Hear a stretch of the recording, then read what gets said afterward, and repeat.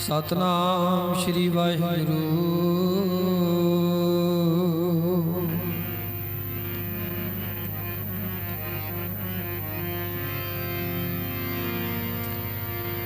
आवो सिख सतगुरु के प्यारे हो, गावो सच्ची बाणी।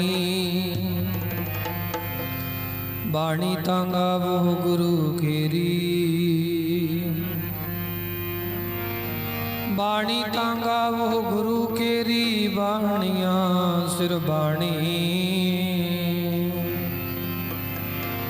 बाणी गुरु गुरु है बाणी। बिच बाणी अमृत सारे, गुरबाणी कह सेवक जन माने। प्रतख गुरु निस्तारे,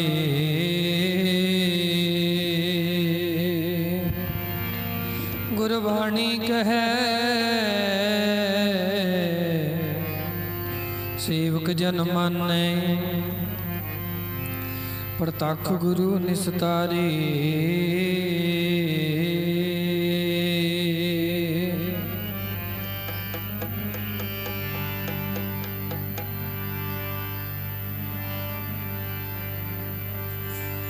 बाणी गुरु ते गुरु है गुरबाणी।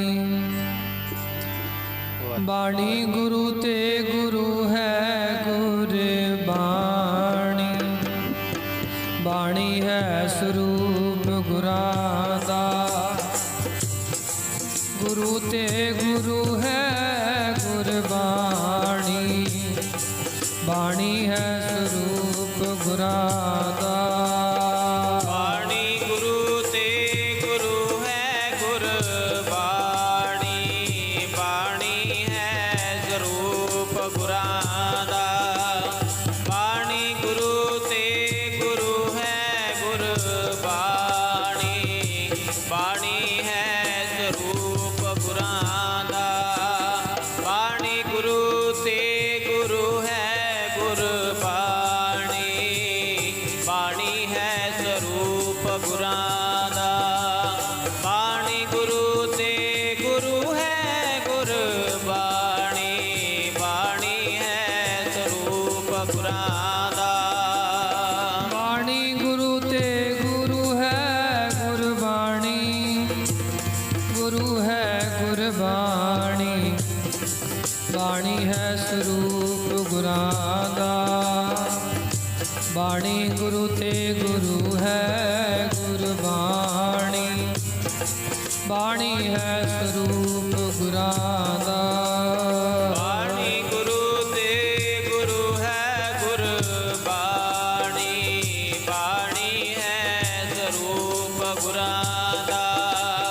बाणी गुरु ते गुरु है गुरबाणी। बाणी है स्वरूप गुरां दा। बाणी गुरु ते गुरु है गुरबाणी। बाणी है स्वरूप गुरां दा। बाणी गुरु ते गुरु है गुरबाणी। बाणी है स्वरूप गुरां दा। बाणी है जी स्वरूप गुरां दा। बाणी है जी स्वरूप गुरां दा। बाणी है जी स्वरूप गुरां दा। बाणी है जी स्वरूप गुरां दा। बाणी है जी स्वरूप गुरां दा। बाणी है जी स्वरूप गुरां दा। बाणी है जी स्वरूप गुरां दा। बाणी है जी स्वरूप गुरां दा। बाणी है जी स्वरूप गुरां दा। बाणी है जी स्वरूप गुरां दा। बाणी है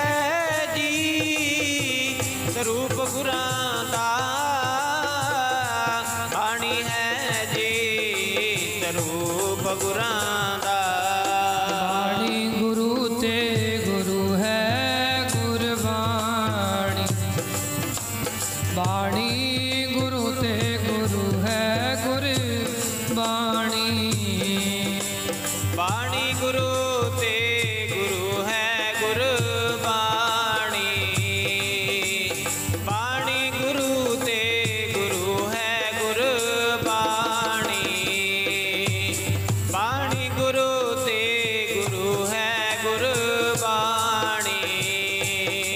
ਬਾਣੀ ਗੁਰੂ ਤੇ ਗੁਰੂ ਹੈ ਗੁਰਬਾਣੀ, ਬਾਣੀ ਗੁਰੂ ਤੇ ਗੁਰੂ ਹੈ ਗੁਰਬਾਣੀ, ਗੁਰੂ ਹੈ ਗੁਰਬਾਣੀ, ਬਾਣੀ ਹੈ ਸਰੂਪ ਗੁਰਾਂ ਦਾ, ਬਾਣੀ ਬਾਣੂ ਤੇ ਗੁਰੂ ਹੈ ਗੁਰਬਾਣੀ, ਬਾਣੀ ਹੈ ਸਰੂਪ ਗੁਰਾਂ ਦਾ। ਬਾਣੀ ਗੁਰੂ ਤੇ ਗੁਰੂ ਹੈ ਗੁਰਬਾਣੀ, ਬਾਣੀ ਹੈ ਸਰੂਪ ਗੁਰਾਂ ਦਾ, ਬਾਣੀ ਗੁਰੂ ਤੇ ਗੁਰੂ ਹੈ ਗੁਰਬਾਣੀ, ਬਾਣੀ ਹੈ ਸਰੂਪ ਗੁਰਾਂ ਦਾ, ਬਾਣੀ ਗੁਰੂ ਤੇ ਗੁਰੂ ਹੈ ਗੁਰਬਾਣੀ, ਬਾਣੀ ਹੈ ਸਰੂਪ ਗੁਰਾਂ ਦਾ, ਬਾਣੀ ਗੁਰੂ ਤੇ ਗੁਰੂ ਹੈ ਗੁਰਬਾਣੀ, ਬਾਣੀ ਹੈ ਸਰੂਪ ਗੁਰਾਂ ਦਾ। ਤੁਰ ਕੀ ਬਾਣੀ ਆਈ, ਤਿਨ ਸਗਲੀ ਚਿੰਤ ਮਿਟਾਈ, ਦਇਆਲ ਪੁਰਖ ਮਿਹਰਬਾਨਾ, ਹਰ ਨਾਨਕ ਸਾਚ ਬਖਾਨਾ,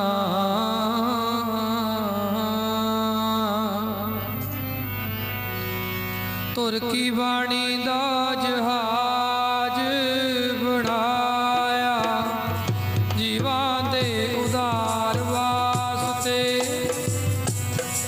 ਬਾਣੀ ਦਾ ਜਹਾਜ ਬਣਾਇਆ, ਜੀਵਾਂ ਦੇ ਉਦਾਰ ਵਾਸਤੇ, ਤੁਰ ਕੀ ਬਾਣੀ ਦਾ ਜਹਾਜ ਬਣਾਇਆ, ਜੀਵਾਂ ਦੇ ਉਦਾਰ ਵਾਸਤੇ, ਤੁਰ ਕੀ ਬਾਣੀ ਦਾ ਜਹਾਜ ਬਣਾਇਆ, ਜੀਵਾਂ ਦੇ ਉਦਾਰ ਵਾਸਤੇ, ਤੁਰ ਕੀ ਬਾਣੀ ਦਾ ਜਹਾਜ ਬਣਾਇਆ, ਜੀਵਾਂ ਦੇ ਉਦਾਰ ਵਾਸਤੇ, ਤੁਰ ਕੀ ਬਾਣੀ ਦਾ ਜਹਾਜ ਬਣਾਇਆ, ਜੀਵਾਂ ਦੇ ਉਦਾਰ ਵਾਸਤੇ, ਬਾਣੀ ਦਾ ਜਹਾਜ ਬਣਾਇਆ, ਗੁਰਾਂ ਨੇ ਜਹਾਜ ਬਣਾਇਆ, ਜੀਵਾਂ ਦੇ ਉਦਾਰ ਵਾਸਤੇ, ਬਾਣੀ ਦਾ ਜਹਾਜ ਬਣਾਇਆ, ਜੀਵਾਂ ਦੇ ਉਦਾਰ ਵਾਸਤੇ, ਤੁਰ ਕੀ ਬਾਣੀ ਦਾ ਜਹਾਜ ਬਣਾਇਆ, ਜੀਵਾਂ ਦੇ ਉਦਾਰ ਵਾਸਤੇ, ਤੁਰ ਕੀ ਬਾਣੀ ਦਾ ਜਹਾਜ ਬਣਾਇਆ, ਜੀ ਜੀਵਾਂ ਦੇ ਉਦਾਰ ਵਾਸਤੇ, ਤੁਰ ਕੀ ਬਾਣੀ ਦਾ ਜਹਾਜ ਬਣਾਇਆ, ਜੀਵਾਂ ਦੇ ਉਦਾਰ ਵਾਸਤੇ, ਤੁਰ ਕੀ ਬਾਣੀ ਦਾ ਜਹਾਜ ਬਣਾਇਆ, ਜੀਵਾਂ ਦੇ ਉਦਾਰ ਵਾਸਤੇ, ਜੀਵਾਂ ਦੇ ਜੀ ਉਧਾਰ ਵਾਸਤੇ, ਜੀਵਾਂ ਦੇ ਉਧਾਰ ਵਾਸਤੇ, ਜੀਵਾਂ ਦੇ ਜੀ ਉਦਾਰ ਵਾਸਤੇ, ਜੀਵਾਂ ਦੇ ਜੀ ਉਦਾਰ ਵਾਸਤੇ,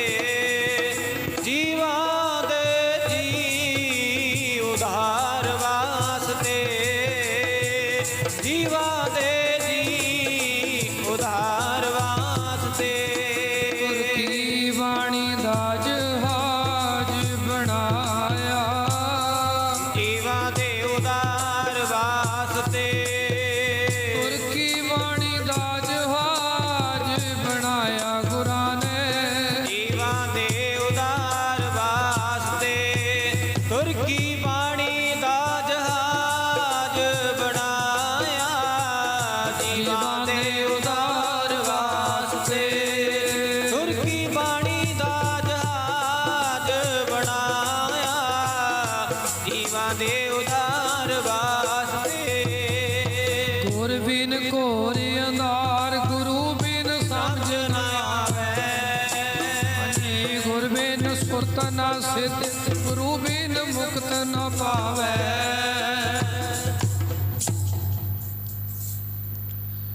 परम सत्कारयोग जुगो जुग अटल चवर तख्त दीवाल कुगरादी ते विराजमान प्रताप सतगुरु सारी ही दुनिया दे सांझी रहे वरदसां पातशाहियां दे आत्म स्वरूप साहिब श्री गुरु ग्रंथ साहिब जी दे चरनां विच संध्या वेले दे समय जुड़ बैठण दा समां प्राप्त होया है। आओ गुरु चरना च हाजरी भरीए फतेह का उच्चारण करो सरबत संगत गज बज के बड़े प्यार विच आखो जी वाहिगुरु जी का खालसा वाहिगुरु जी की फतेह। जिवें कि आप जी नूं भली प्रकार पता ही है जिथे शहीदां दे सरताज धन धन श्री गुरु अर्जन देव महाराज जिन्हां दी पवित्र शहीदी दिहाड़े नूं मुख रखदियां होइयां और श्रीमान संत बाबा गुरदीप सिंह जी भांदरी वाले महापुरखां दी पवित्र सालाना याद नूं समर्पित ये 3 रोजा गुरमत समागम जिहड़ा है इस पवित्र स्थान दे उत्ते रखिया गया। कल दे रोज़ तो लैके श्री गुरु ग्रंथ साहिब जी महाराज जी की बाणी के प्रकाश हैं।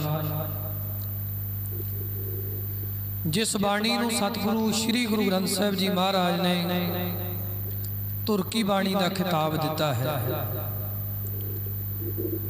जिस बाणी नूं श्री गुरु ग्रंथ साहिब जी महाराज ने बाणियां सिर बाणी के है, उस बाणी के प्रकाश ने कल नूं भोग पाए जाणगे। तकरीबन 9 बजे तो लैके 9:30 बजे तक पाठ के भोग पै जाणगे। थोड़ा समा कीर्तन दरबार होवेगा। सारी समाप्ति जिहड़ी 10:30 बजे तक दी रखी गई है कि 10:30 बजे सारी समाप्ति जिहड़ी है समागम दी हो जाएगी।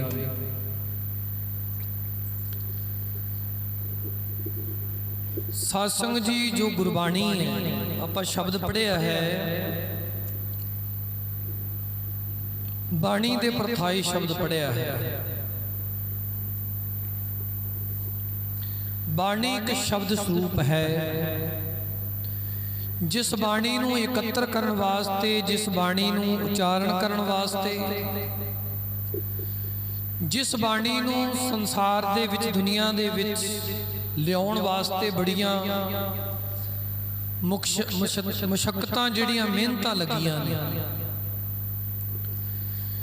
जिस बाणी नूं सत्संग जी अज असीं अपने घरां 'च बह के सुणदे हां, जिस बाणी नूं नगरां दे विच पिंडां दे विच जिस बाणी दा प्रकाश है, शायद असीं सोचिया ना होवे कि इस बाणी नूं साडे तक पहुंचण लई गुरु साहिबाना ने बड़ियां मेहनतां कीतियां ने। इस बाणी नूं साडे तक पहुंचाउण वास्ते गुरु साहिबाना ने अपने शरीर लाए, इत्थों तक के अपने शरीर लाए, अपने परिवार बारे सत्संग जी इत्थों तक अपना बलिदान भी दिता, अपनी कुर्बानी भी दी तां जो ये बाणी साडे तक पहुंच सके। अज असीं बाणी तो दूर होंदे जा रहे हैं। श्री गुरु ग्रंथ साहिब जी महाराज जी की बाणी नूं अज खास करके साडे सिख सुन के राजी नहीं हैं। सिखां दे विच बाणी पढ़ना कोहां दूर चला गया है। असी जिथे मन करके गुरबाणी तो दूर चले गए हाँ, उत्थे शरीरां करके भी सत्संग जी असी बाणी तो दूर चले गए हैं। असी श्री गुरु ग्रंथ साहिब जी महाराज सच्चे पातशाह जी के दर्शन करन नूं भी ਬੜਾ ਔਖਾ ਸਮਝਦੇ। ਪਿੰਡਾਂ ਨਗਰਾਂ ਦੇ ਵਿੱਚ ਦਾਸ ਵੀ ਆਪਣੇ ਨਗਰ 'ਚ ਰਹਿੰਦਾ ਹੈ। ਸਾਡੇ ਨਗਰ ਦੇ ਵਿੱਚ ਜੇਕਰ ਗਿਣਤੀ ਕੀਤੀ ਜਾਵੇ ਉਹਨਾਂ ਸੰਗਤਾਂ ਦੀ ਜਿਹੜੀਆਂ ਸੰਗਤਾਂ ਗੁਰੂ ਗ੍ਰੰਥ ਸਾਹਿਬ ਜੀ ਦੇ ਦਰਸ਼ਨ ਕਰਨ ਆਉਂਦੀਆਂ ਨੇ, ਤੇ ਉਂਗਲਾਂ ਤੇ ਗਿਣੇ ਜਾਣ ਵਾਲੇ ਐਸੇ ਸ਼ਖਸ ਨੇ, ਉਂਗਲਾਂ ਤੇ ਗਿਣੀਆਂ ਜਾਣ ਵਾਲੀਆਂ ਐਸੀਆਂ ਸੰਗਤਾਂ ਨੇ ਜਿਹੜੀਆਂ ਦੋ ਸਮੇਂ ਆ ਕੇ ਗੁਰੂ ਗ੍ਰੰਥ ਸਾਹਿਬ ਜੀ ਦੇ ਦਰਸ਼ਨ ਕਰਦੀਆਂ ਨੇ ਤੇ ਬਾਣੀ ਸੁਣਦੀਆਂ ਨੇ। ਨਹੀਂ ਸਾਰੇ ਦਾ ਸਾਰਾ ਪਿੰਡ ਜਿਹੜਾ ਆਪਣਾ ਘਰਾਂ ਤੋਂ ਬਾਹਰ ਨਿਕਲ ਕੇ ਸਤਿਸੰਗ ਜੀ ਗੁਰੂ ਜੀ ਦੇ ਦਰਸ਼ਨ ਵੀ ਨਹੀਂ ਕਰ ਸਕਦਾ।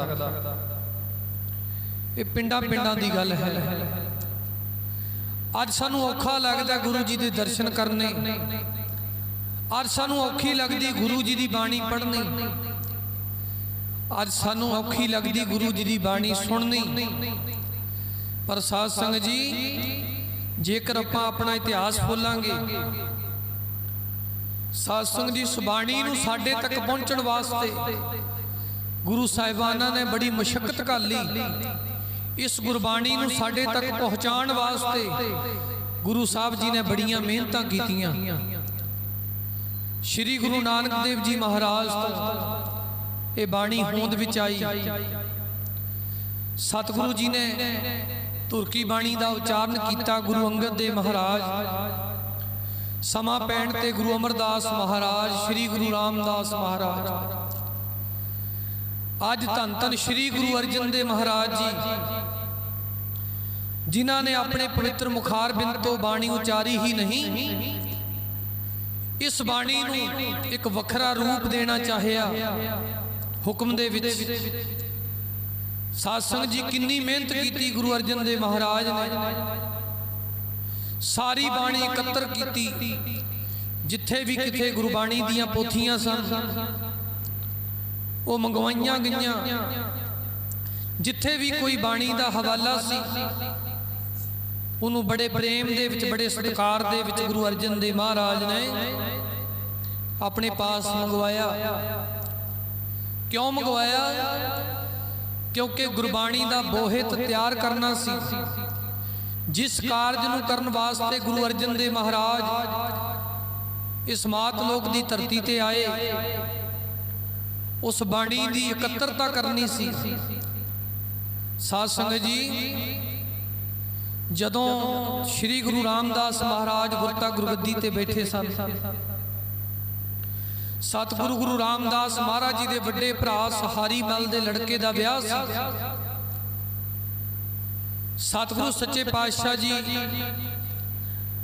ਨੇ ਇਹ ਗੁਰਮਤਾ ਕੀਤਾ ਕਿ ਵੱਡੇ ਪੁੱਤਰ ਪਿਰਥੀ ਚੰਦ ਨੂੰ ਵਿਆਹ ਦੇ ਵਿੱਚ ਸ਼ਮੂਲੀਅਤ ਕਰਨ ਵਾਸਤੇ ਭੇਜਿਆ ਜਾਵੇ। ਗੁਰੂ ਰਾਮਦਾਸ ਜੀ ਦੇ ਵੱਡੇ ਪੁੱਤਰ ਪਿਰਥੀ ਚੰਦ, ਜਦੋਂ ਗੁਰੂ ਰਾਮਦਾਸ ਮਹਾਰਾਜ ਜੀ ਨੇ ਵਿਆਹ ਵਿੱਚ ਜਾਣ ਵਾਸਤੇ ਕਿਹਾ ਤੇ ਪਿਰਥੀ ਚੰਦ ਨੇ ਗੁਰੂ ਰਾਮਦਾਸ ਮਹਾਰਾਜ ਜੀ ਨੂੰ ਵਿਆਹ ਵਿੱਚ ਜਾਣ ਦੀ ਜੋ ਮਨਾ ਕਰ ਦਿੱਤਾ ਕਿ ਸੱਚੇ ਪਾਤਸ਼ਾਹ ਜੀ, ਮੈਂ ਇੱਥੇ ਸਾਰਾ ਕਾਰੋਬਾਰ ਸੰਭਾਲਦਾ ਹਾਂ, ਮੈਂ ਵਿਆਹ ਵਿੱਚ ਨਹੀਂ ਜਾ ਸਕਦਾ। ਸ਼੍ਰੀ ਗੁਰੂ ਰਾਮਦਾਸ ਮਹਾਰਾਜ ਜੀ ਨੇ ਦੂਸਰੇ ਪੁੱਤਰ ਬਾਬਾ ਮਹਾਦੇਵ ਜੀ ਨੂੰ ਆਖਿਆ। ਬਾਬਾ ਮਹਾਦੇਵ ਜੀ ਆਖਣ ਲੱਗੇ, ਸੱਚੇ ਪਾਤਸ਼ਾਹ, ਇਹ ਗ੍ਰਸਤੀਆਂ ਵਾਲੇ ਕੰਮ ਮੈਂ ਨਹੀਂ ਕਰ ਸਕਦਾ, ਮੈਂ ਭਜਨ ਬੰਦਗੀ ਕਰਨ ਵਾਲਾ ਹਾਂ, ਮੈਂ ਵਿਆਹ ਸ਼ਾਦੀਆਂ ਵਿੱਚ ਨਹੀਂ ਜਾ ਸਕਦਾ। ਇਸ ਕਰਕੇ ਆਪ ਕਿਸੇ ਹੋਰ ਨੂੰ ਭੇਜ ਦਿਓ। ਤੀਸਰੇ ਵੱਜਦੇ ਸਨ ਸ਼੍ਰੀ ਗੁਰੂ ਅਰਜਨ ਦੇਵ ਮਹਾਰਾਜ, ਗੁਰੂ ਰਾਮਦਾਸ ਜੀ ਦੇ ਤੀਸਰੇ ਪੁੱਤਰ। ਜਦੋਂ ਸ਼੍ਰੀ ਗੁਰੂ ਰਾਮਦਾਸ ਮਹਾਰਾਜ ਜੀ ਨੇ ਗੁਰੂ ਅਰਜਨ ਦੇਵ ਮਹਾਰਾਜ ਨੂੰ ਲਾਹੌਰ ਦੀ ਧਰਤੀ ਤੇ ਜਾਣ ਵਾਸਤੇ ਆਖਿਆ ਕਿ ਤੁਹਾਡੇ ਤਾਇਆ ਜੀ ਦੇ ਲੜਕੇ ਦਾ ਵਿਆਹ ਹੈ, ਜਾ ਕੇ ਵਿਆਹ ਦੇ ਕਾਰਜ ਨੂੰ ਸੰਭਾਲੋ, ਸਾਡੇ ਵੱਲੋਂ ਸ਼ਮੂਲੀਅਤ ਕਰੋ ਜਾ ਕੇ। ਸ਼੍ਰੀ ਗੁਰੂ ਅਰਜਨ ਦੇਵ ਮਹਾਰਾਜ ਨੇ ਹੱਥ ਜੋੜੇ, ਪਿਤਾ ਗੁਰੂ ਦੀ ਆਗਿਆ ਮੰਨੀ। ਵੱਡੇ ਪੁੱਤਰ ਪਿਰਥੀ ਚੰਦ ਨੇ ਨਾ ਦੇ ਦਿੱਤੀ, ਉਸ ਤਰ੍ਹਾਂ ਛੋਟੇ ਪੁੱਤਰ ਮਹਾਦੇਵ ਨੇ ਨਾ ਦਿੱਤੀ। ਪਰ ਸਤਿਗੁਰੂ ਸਾਧ ਸੰਗਤ ਜੀ, ਸ਼੍ਰੀ ਗੁਰੂ ਅਰਜਨ ਦੇਵ ਮਹਾਰਾਜ ਭਾਵੇਂ ਛੋਟੇ ਨੇ ਪਰ ਸਾਧ ਸੰਗਤ ਜੀ ਪਿਤਾ ਗੁਰੂ ਜੀ ਦੀ ਆਗਿਆ ਮੰਨਣ ਨੂੰ ਤਵੱਜੋ ਦਿੱਤੀ ਨਹੀਂ। ਪਿਤਾ ਗੁਰੂ ਜੀ ਦੀ ਆਗਿਆ ਵੱਡੀ ਹੈ। ਸਾਧ ਸੰਗਤ ਜੀ ਗੁਰੂ ਦੀ ਆਗਿਆ ਮੰਨਣੀ ਇਹ ਸਭ ਤੋਂ ਵੱਡਾ ਕਾਰਜ ਹੈ। ਗੁਰੂ ਨੂੰ ਮੰਨਣਾ, ਗੁਰੂ ਦੀ ਆਗਿਆ ਮੰਨਣੀ ਗੁਰੂ ਨੂੰ ਮੰਨਣ ਤੋਂ ਵੱਡਾ ਹੈ। ਅੱਜ ਗੁਰੂ ਕਾ ਸਿੱਖ ਗੁਰੂ ਨੂੰ ਤਾਂ ਮੰਨ ਰਿਹਾ ਹੈ ਪਰ ਗੁਰੂ ਦੀ ਆਗਿਆ ਤੋਂ ਮੁਨਕਰ ਹੈ। ਅੱਜ ਅਸੀਂ ਗੁਰੂ ਨੂੰ ਮੰਨ ਰਹੇ ਹਾਂ ਪਰ ਗੁਰੂ ਦੀ ਆਗਿਆ ਤੋਂ ਮੁਨਕਰ ਹਾਂ। ਪਰ ਸ੍ਰੀ ਗੁਰੂ ਅਰਜਨ ਦੇਵ ਮਹਾਰਾਜ ਸੱਚੇ ਪਾਤਸ਼ਾਹ ਜੀ ਨੇ ਸਤਿਗੁਰੂ ਗੁਰੂ ਰਾਮਦਾਸ ਮਹਾਰਾਜ ਜੀ ਦੇ ਬਚਨਾਂ ਤੇ ਫੁੱਲ ਚੜਾਏ ਤੇ ਲਾਹੌਰ ਜਾਣ ਵਾਸਤੇ ਤਿਆਰੀ ਕੀਤੀ ਤੇ ਸ੍ਰੀ ਗੁਰੂ ਗ੍ਰੰਥ ਸਾਹਿਬ ਮਹਾਰਾਜ ਜੀ ਨੇ ਵੀ ਐਸਾ ਹਵਾਲਾ ਦਿੱਤਾ। ਸਤਿਗੁਰੂ ਕਹਿੰਦੇ ਨੇ ਆਗਿਆ ਸਮ ਨਹੀਂ ਸਾਹਿਬ ਸੇਵਾ। ਜੇਕਰ ਗੁਰੂ ਦੀ ਸਭ ਤੋਂ ਵੱਡੀ ਸੇਵਾ ਹੈ ਤੇ ਉਹ ਹੈ ਗੁਰੂ ਦੀ ਆਗਿਆ ਦਾ ਪਾਲਣ ਕਰਨਾ। ਜੇ ਅਸੀਂ ਅੱਜ ਗੁਰੂ ਦੀ ਸੇਵਾ ਕਰਨੀ ਚਾਹੁੰਦੇ ਹਾਂ, ਜੇਕਰ ਅੱਜ ਗੁਰੂ ਦੀ ਸੇਵਾ ਕਮਾਉਣੀ ਚਾਹੁੰਦੇ ਹਾਂ ਤੇ ਗੁਰੂ ਦੀ ਆਗਿਆ ਮੰਨਣ ਤੋਂ ਵੱਡੀ ਸੇਵਾ ਸ੍ਰੀ ਗੁਰੂ ਗ੍ਰੰਥ ਸਾਹਿਬ ਮਹਾਰਾਜ ਜੀ ਨੇ ਹੋਰ ਕੋਈ ਨਹੀਂ ਦੱਸੀ। ਇਸ ਤਰ੍ਹਾਂ ਆਖਿਆ ਹੈ ਆਗਿਆ ਸਮ ਨਹੀਂ ਜੀ ਸਾਹਿਬ ਸੇਵਾ, ਸਾਹਿਬ ਸੇਵਾ। ਆਗਿਆ ਸਮ ਨਹੀਂ ਜੀ ਸਾਹਿਬ ਸੇਵਾ, ਸਾਹਿਬ ਸੇਵਾ। ਆਗਿਆ ਸਮ ਨਹੀਂ ਜੀ ਸਾਹਿਬ ਸੇਵਾ, ਸਾਹਿਬ ਸੇਵਾ। ਆਗਿਆ ਸਮ ਨਹੀਂ ਜੀ ਸਾਹਿਬ ਸੇਵਾ, ਸਾਹਿਬ। ਆਗਿਆ ਸਮ ਨਹੀਂ ਜੀ ਸਾਹਿਬ ਸੇਵਾ, ਸਾਹਿਬ ਸੇਵਾ। ਆਗਿਆ ਸਮ ਨਹੀਂ ਜੀ ਸਾਹਿਬ ਸੇਵਾ, ਸਾਹਿਬ ਸੇਵਾ। ਆਗਿਆ ਸਮ ਨਹੀਂ ਜੀ ਸਾਹਿਬ ਸੇਵਾ, ਸਾਹਿਬ। ਆਗਿਆ ਸਮ ਨਹੀਂ ਜੀ ਸਾਹਿਬ ਸੇਵਾ, ਸਾਹਿਬ ਸੇਵਾ। ਆਗਿਆ ਸਮ ਨਹੀਂ ਜੀ ਸਾਹਿਬ ਸੇਵਾ, ਸਾਹਿਬ ਸੇਵਾ। ਆਗਿਆ ਸਮ ਨਹੀਂ ਜੀ ਸਾਹਿਬ ਸੇਵਾ, ਸਾਹਿਬ। ਆਗਿਆ ਸਮ ਨਹੀਂ ਜੀ ਸਾਹਿਬ ਸੇਵਾ, ਸਾਹਿਬ ਸੇਵਾ। ਆਗਿਆ ਸਮ ਨਹੀਂ ਜੀ ਸਾਹਿਬ ਸੇਵਾ, ਸਾਹਿਬ ਸੇਵਾ। ਆਗਿਆ ਸਮ ਨਹੀਂ ਸਾਹਿਬ ਸੇਵਾ, ਆਗਿਆ ਸਮ ਨਹੀਂ ਸਾਹਿਬ ਸੇਵਾ।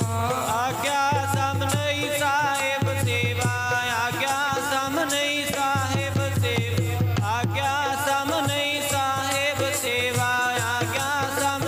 ਸਾਹਿਬ ਸੇਵਾ। ਆਗਿਆ ਸਮ ਨਹੀਂ ਸਾਹਿਬ ਸੇਵਾ, ਆਗਿਆ ਸਮ ਨਹੀਂ ਸਾਹਿਬ ਸੇਵਾ। ਆਗਿਆ ਸਮ ਨਹੀਂ ਸਾਹਿਬ ਸੇਵਾ, ਆਗਿਆ ਸਮ ਨਹੀਂ ਸਾਹਿਬ। ਆਗਿਆ ਸਮ ਨਹੀਂ ਸਾਹਿਬ ਸੇਵਾ, ਆਗਿਆ ਸਮ ਨਹੀਂ ਸਾਹਿਬ ਸੇਵਾ। ਆਗਿਆ ਸਮ ਨਹੀਂ ਜੀ ਸਾਹਿਬ ਸੇਵਾ, ਸਾਹਿਬ। ਆਗਿਆ ਸਮ ਨਹੀਂ ਜੀ ਸਾਹਿਬ ਸੇਵਾ, ਸਾਹਿਬ ਸੇਵਾ। ਆਗਿਆ ਸਮ ਨਹੀਂ ਜੀ ਸਾਹਿਬ ਸੇਵਾ, ਸਾਹਿਬ ਸੇਵਾ। ਆਗਿਆ ਸਮ ਨਹੀਂ ਜੀ ਸਾਹਿਬ ਸੇਵਾ, ਸਾਹਿਬ। ਆਗਿਆ ਸਮ ਨਹੀਂ ਜੀ ਸਾਹਿਬ ਸੇਵਾ, ਸਾਹਿਬ ਸੇਵਾ। ਆਗਿਆ ਸਮ ਨਹੀਂ ਜੀ ਸਾਹਿਬ ਸੇਵਾ, ਸਾਹਿਬ ਸੇਵਾ। ਆਗਿਆ ਸਮ ਨਹੀਂ ਸਾਹਿਬ ਸੇਵਾ। ਗੁਰੂ ਦੀ ਆਗਿਆ ਮੰਨਣੀ ਸਾਧ ਸੰਗਤ ਜੀ ਗੁਰੂ ਦੀ ਸਭ ਤੋਂ ਵੱਡੀ ਸੇਵਾ ਹੈ। ਅੱਜ ਗੁਰੂ ਅਰਜਨ ਦੇਵ ਮਹਾਰਾਜ ਜੀ ਸਾਨੂੰ ਸਮਝਾਉਣਾ ਚਾਹੁੰਦੇ ਨੇ। ਅੱਜ ਗੁਰੂ ਅਰਜਨ ਦੇਵ ਮਹਾਰਾਜ ਜੀ ਦਾ ਪਵਿੱਤਰ ਜੀਵਨ ਸਾਨੂੰ ਇਹ ਸੇਧ ਦਿੰਦਾ ਪਿਆ ਕਿ ਗੁਰੂ ਕੇ ਸਿੱਖਾ, ਜੇ ਤੂੰ ਕਹਿੰਦਾ ਹੈ ਕਿ ਮੈਂ ਗੁਰੂ ਨੂੰ ਮੰਨਦਾ ਹਾਂ ਤੇ ਗੁਰੂ ਦੀ ਸੇਵਾ ਸਭ ਤੋਂ ਵੱਡੀ ਸੇਵਾ ਗੁਰੂ ਦੀ ਆਗਿਆ ਦਾ ਪਾਲਣ ਕਰਨਾ ਹੈ। ਆਖੋ ਸਤਨਾਮ ਸ਼੍ਰੀ ਵਾਹਿਗੁਰੂ। ਗੁਰੂ ਅਰਜਨ ਦੇਵ ਮਹਾਰਾਜ ਜੀ ਦਾ ਸ਼ਹੀਦੀ ਪੁਰਬ ਮਨਾ ਰਹੇ ਹਾਂ। ਦਾਸ ਨੇ ਵਿਚਾਰ ਉੱਥੇ ਹੀ ਲਿਆਉਣੀ ਕਿ ਗੁਰੂ ਅਰਜਨ ਦੇਵ ਮਹਾਰਾਜ, ਆਪਾਂ ਅਕਸਰ ਸੁਣਦੇ ਗੁਰੂ ਅਰਜਨ ਦੇਵ ਮਹਾਰਾਜ ਜੀ ਨੂੰ ਸ਼ਹੀਦ ਕਰ ਦਿੱਤਾ ਗਿਆ। ਸਾਧ ਸੰਗਤ ਜੀ ਬਹੁਤ ਵੱਡੀ ਸਾਜ਼ਿਸ਼ ਸੀ। ਇਹ ਬਹੁਤ ਲੰਬਾ ਟਾਈਮ ਸੀ ਜਦੋਂ ਤੋਂ ਗੁਰੂ ਅਰਜਨ ਦੇਵ ਮਹਾਰਾਜ ਨੂੰ ਖਤਮ ਕਰਨ ਦੀਆਂ ਕੋਸ਼ਿਸ਼ਾਂ ਕੀਤੀਆਂ ਜਾਂਦੀਆਂ ਸੀ। ਗੁਰੂ ਅਰਜਨ ਦੇਵ ਮਹਾਰਾਜ ਨੂੰ ਮਿਟਾਉਣ ਦੀਆਂ ਕੋਸ਼ਿਸ਼ਾਂ ਕੀਤੀਆਂ ਜਾ ਰਹੀਆਂ ਸੀ। ਇਹ ਕੋਈ ਥੋੜੇ ਜਿਹੇ ਸਮੇਂ ਦੀ ਗੱਲ ਨਹੀਂ ਸੀ ਵੀ ਬਸ ਲਾਹੌਰ ਬੁਲਾਇਆ ਗੁਰੂ ਸਾਹਿਬ ਜੀ ਨੂੰ ਜਹਾਂਗੀਰ ਬਾਦਸ਼ਾਹ ਨੇ ਤੇ ਉੱਥੇ ਤਸੀਹੇ ਦੇ ਕੇ ਸ਼ਹੀਦ ਕਰ ਦਿੱਤਾ। ਬਸ ਇਹ ਬਹੁਤ ਲੰਬੀ ਕਹਾਣੀ ਹੈ। ਅੱਜ ਦੀ ਵਿਚਾਰ ਵਿੱਚ ਆਪਾਂ ਉਸ ਟੌਪਿਕ ਤੇ ਉਸ ਵਿਸ਼ੇ ਤੇ ਗੱਲ ਕਰਾਂਗੇ ਕਿ ਕਿਉਂ ਗੁਰੂ ਅਰਜਨ ਦੇਵ ਮਹਾਰਾਜ ਨੂੰ ਲਾਹੌਰ ਦੀਆਂ ਜੇਲਾਂ ਕੱਟਣੀਆਂ ਪਈਆਂ, ਕਿਉਂ ਗੁਰੂ ਅਰਜਨ ਦੇਵ ਮਹਾਰਾਜ ਨੂੰ ਲਾਹੌਰ ਤਤੀਆਂ ਤਵੀਆਂ ਤੇ ਬਹਿਣਾ ਪਿਆ, ਕਿਉਂ ਸੀਸ ਵਿੱਚ ਤੱਤਾ ਰੇਤਾ ਪਾਇਆ, ਕਿਉਂ ਗੁਰੂ ਅਰਜਨ ਦੇਵ ਮਹਾਰਾਜ ਨੂੰ ਉਬਲਦੇ ਦੇਗੇ ਵਿੱਚ ਉਬਾਲਿਆ ਗਿਆ, ਸ਼ਹੀਦ ਕੀਤਾ ਗਿਆ। ਬਹੁਤ ਵੱਡਾ ਕਾਰਨ ਹੈ, ਬਹੁਤ ਲੰਬੀ ਸਾਜ਼ਿਸ਼ ਹੈ। ਤੇ ਜਦੋਂ ਆਗਿਆ ਮੰਨ ਕੇ ਲਾਹੌਰ ਦੀ ਧਰਤੀ ਤੇ ਆਪਣੇ ਤਾਇਆ ਜੀ ਦੇ ਲੜਕੇ ਦੇ ਵਿਆਹ ਵਿੱਚ ਸਤਿਗੁਰੂ ਜੀ ਨੇ ਸ਼ਮੂਲੀਅਤ ਕੀਤੀ, ਆਗਿਆ ਮੰਨੀ ਪਿਤਾ ਗੁਰੂ ਦੀ। ਕਾਫੀ ਲੰਬਾ ਸਮਾਂ ਉਸ ਧਰਤੀ ਤੇ ਰਹੇ ਸਾਧ ਸੰਗਤ ਜੀ। ਤੇ ਧੰਨ ਗੁਰੂ ਰਾਮਦਾਸ ਮਹਾਰਾਜ ਜੀ ਨੇ ਬਚਨ ਕੀਤਾ ਸੀ, ਜਦੋਂ ਅਸੀਂ ਬੁਲਾਈਏ ਉਦੋਂ ਆਉਣਾ ਹੈ। ਲੰਬਾ ਅਰਸਾ ਰਹਿਣ ਤੋਂ ਬਾਅਦ ਲਾਹੌਰ ਦੀ ਧਰਤੀ ਤੇ ਗੁਰੂ ਰਾਮਦਾਸ ਮਹਾਰਾਜ ਜੀ ਵੱਲੋਂ ਕੋਈ ਬੁਲਾਵਾ ਨਹੀਂ ਆਇਆ। ਜਿਹੜੇ ਆਪਾਂ ਸ਼ਬਦ ਹਜ਼ਾਰੇ ਪੜ੍ਹਦੇ ਹਾਂ, ਉਸ ਸ਼ਬਦ ਹਜ਼ਾਰਿਆਂ ਦੀ ਸਾਧ ਸੰਗਤ ਜੀ ਜੋ ਪਹਿਲੀ ਪੌੜੀ ਹੈ, ਪਹਿਲਾ ਸ਼ਬਦ ਹੈ ਜੋ ਉਹਦੇ ਵਿੱਚ 4 ਸਤਰਾਂ ਆਉਂਦੀਆਂ ਨੇ, 4 ਪਹਿਰੇ ਆਉਂਦੇ ਨੇ।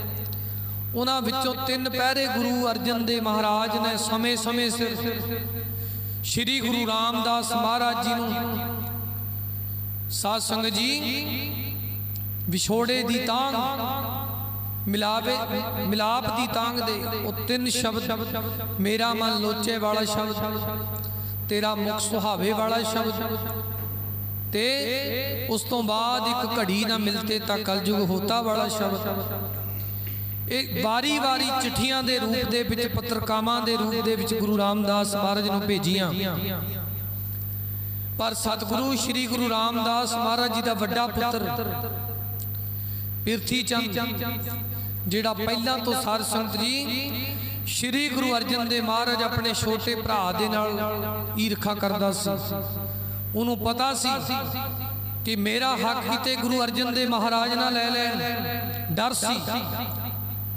ਤੇ ਸਾਧ ਸੰਗਤ ਜੀ ਉਹ ਪੱਤਰਕਾਵਾਂ ਜੋ ਗੁਰਬਾਣੀ ਦਾ ਰੂਪ ਬਣਾ ਕੇ ਗੁਰੂ ਅਰਜਨ ਦੇਵ ਮਹਾਰਾਜ ਪਿਤਾ ਗੁਰੂ ਜੀ ਨੂੰ ਭੇਜਦੇ ਰਹੇ। ਤੇ ਸਾਧ ਸੰਗਤ ਜੀ ਉਹ ਚਿੱਠੀਆਂ ਪਹਿਲੀ ਭੇਜੀ, ਦੂਜੀ ਭੇਜੀ, ਫਿਰ ਜਦੋਂ 2 ਚਿੱਠੀਆਂ ਭੇਜੀਆਂ ਤੇ ਪਿਰਥੀ ਚੰਦ ਨੇ ਗੁਰੂ ਸਾਹਿਬ ਤੱਕ ਨਹੀਂ ਪਹੁੰਚਣ ਦਿੱਤੀਆਂ। ਜਦੋਂ ਤੀਸਰੀ ਚਿੱਠੀ ਭੇਜੀ ਜਿਸ ਵਿੱਚ ਲਿਖਿਆ ਸੀ ਕਿ ਇੱਕ ਘੜੀ ਨਾ ਮਿਲਤੇ ਤਾਂ ਕਲਯੁਗ ਹੋਤਾ, ਹੁਣ ਕਦ ਮਿਲੀ ਹੈ ਪ੍ਰੇ ਤੁਧ ਭਗਵੰਤਾ, ਮੋਰੇ ਨੈਣ ਨਾ ਵਿਹਾਵੇ ਨੀਂਦ ਨਾ ਆਵੇ ਬਿਨ ਦੇਖੇ ਗੁਰ ਦਰਬਾਰੇ। ਇੰਨੀ ਬੇਵਲਤਾ ਵਾਲੀ ਚਿੱਠੀ ਜਿਹਦੇ ਵਿੱਚ ਗੁਰੂ ਰਾਮਦਾਸ ਮਹਾਰਾਜ ਜੀ ਨੂੰ ਗੁਰੂ ਅਰਜਨ ਦੇਵ ਮਹਾਰਾਜ ਲਿਖਦੇ, ਸੱਚੇ ਪਾਤਸ਼ਾਹ ਹੁਣ ਤੁਹਾਡੇ ਮਿਲਾਪ ਤੋਂ ਬਗੈਰ ਇੱਕ ਘੜੀ ਵੀ ਲੰਘਦੀ ਨਹੀਂ। ਸਿੱਖ ਨੂੰ ਕਿਹਾ ਜੇਕਰ ਇਹ ਚਿੱਠੀ ਦੇਣੀ ਹੈ ਤੇ ਧੰਨ ਗੁਰੂ ਰਾਮਦਾਸ ਮਹਾਰਾਜ ਜੀ ਦੇ ਹੱਥਾਂ 'ਚ ਦੇਣੀ ਹੈ। ਸਿੱਖ ਨੇ ਉਹ ਤੀਸਰੀ ਚਿੱਠੀ ਗੁਰੂ ਰਾਮਦਾਸ ਮਹਾਰਾਜ ਜੀ ਦੇ ਹਸਤ ਕਮਲਾਂ ਵਿੱਚ ਫੜਾਈ। ਜਦੋਂ ਗੁਰੂ ਰਾਮਦਾਸ ਮਹਾਰਾਜ ਨੇ ਪੜ੍ਹੀ ਤੇ ਸਤਿਗੁਰੂ ਜੀ ਨੇ ਵੇਖਿਆ ਇੰਨੀ ਬੇਵਲਤਾਈ, ਇੰਨਾ ਵਿਛੋੜੇ ਦਾ ਦੁੱਖ। ਸਤਿਗੁਰੂ ਜੀ ਨੇ ਬੁਲਾਵਾ ਭੇਜਿਆ ਕਿ ਜਾ ਕੇ ਹੁਣੀ ਕਹੋ ਕਿ ਲਾਹੌਰ ਦੀ ਧਰਤੀ ਤੋਂ ਕਿ ਵਾਪਸ ਆ ਜਾਓ। ਗੁਰੂ ਅਰਜਨ ਦੇਵ ਮਹਾਰਾਜ ਲਾਹੌਰ ਤੋਂ ਸ਼੍ਰੀ ਅੰਮ੍ਰਿਤਸਰ ਸਾਹਿਬ ਦੀ ਧਰਤੀ ਤੇ ਵਾਪਸ ਆਏ। ਸਾਧ ਸੰਗਤ ਜੀ ਫਿਰ ਪਿਰਥੀ ਚੰਦ ਨੂੰ ਬੁਲਾਇਆ ਗਿਆ ਕਿ ਦੂਸਰੀਆਂ ਚਿੱਠੀਆਂ ਜਿਹੜੀਆਂ ਤੇਰੇ ਕੋਲ ਸਾਂਭੀਆਂ ਪਈਆਂ ਉਹ ਚਿੱਠੀਆਂ ਸਾਨੂੰ ਵਾਪਸ ਕਰ। ਜਦੋਂ ਨਾ ਮੰਨਿਆ ਫਿਰ ਸਤਿਗੁਰੂ ਮਹਾਰਾਜ ਸੱਚੇ ਪਾਤਸ਼ਾਹ ਗੁਰੂ ਰਾਮਦਾਸ ਮਹਾਰਾਜ ਨੇ ਉਹਦੇ ਕਮਰੇ ਵਿੱਚੋਂ ਕਢਵਾਈਆਂ।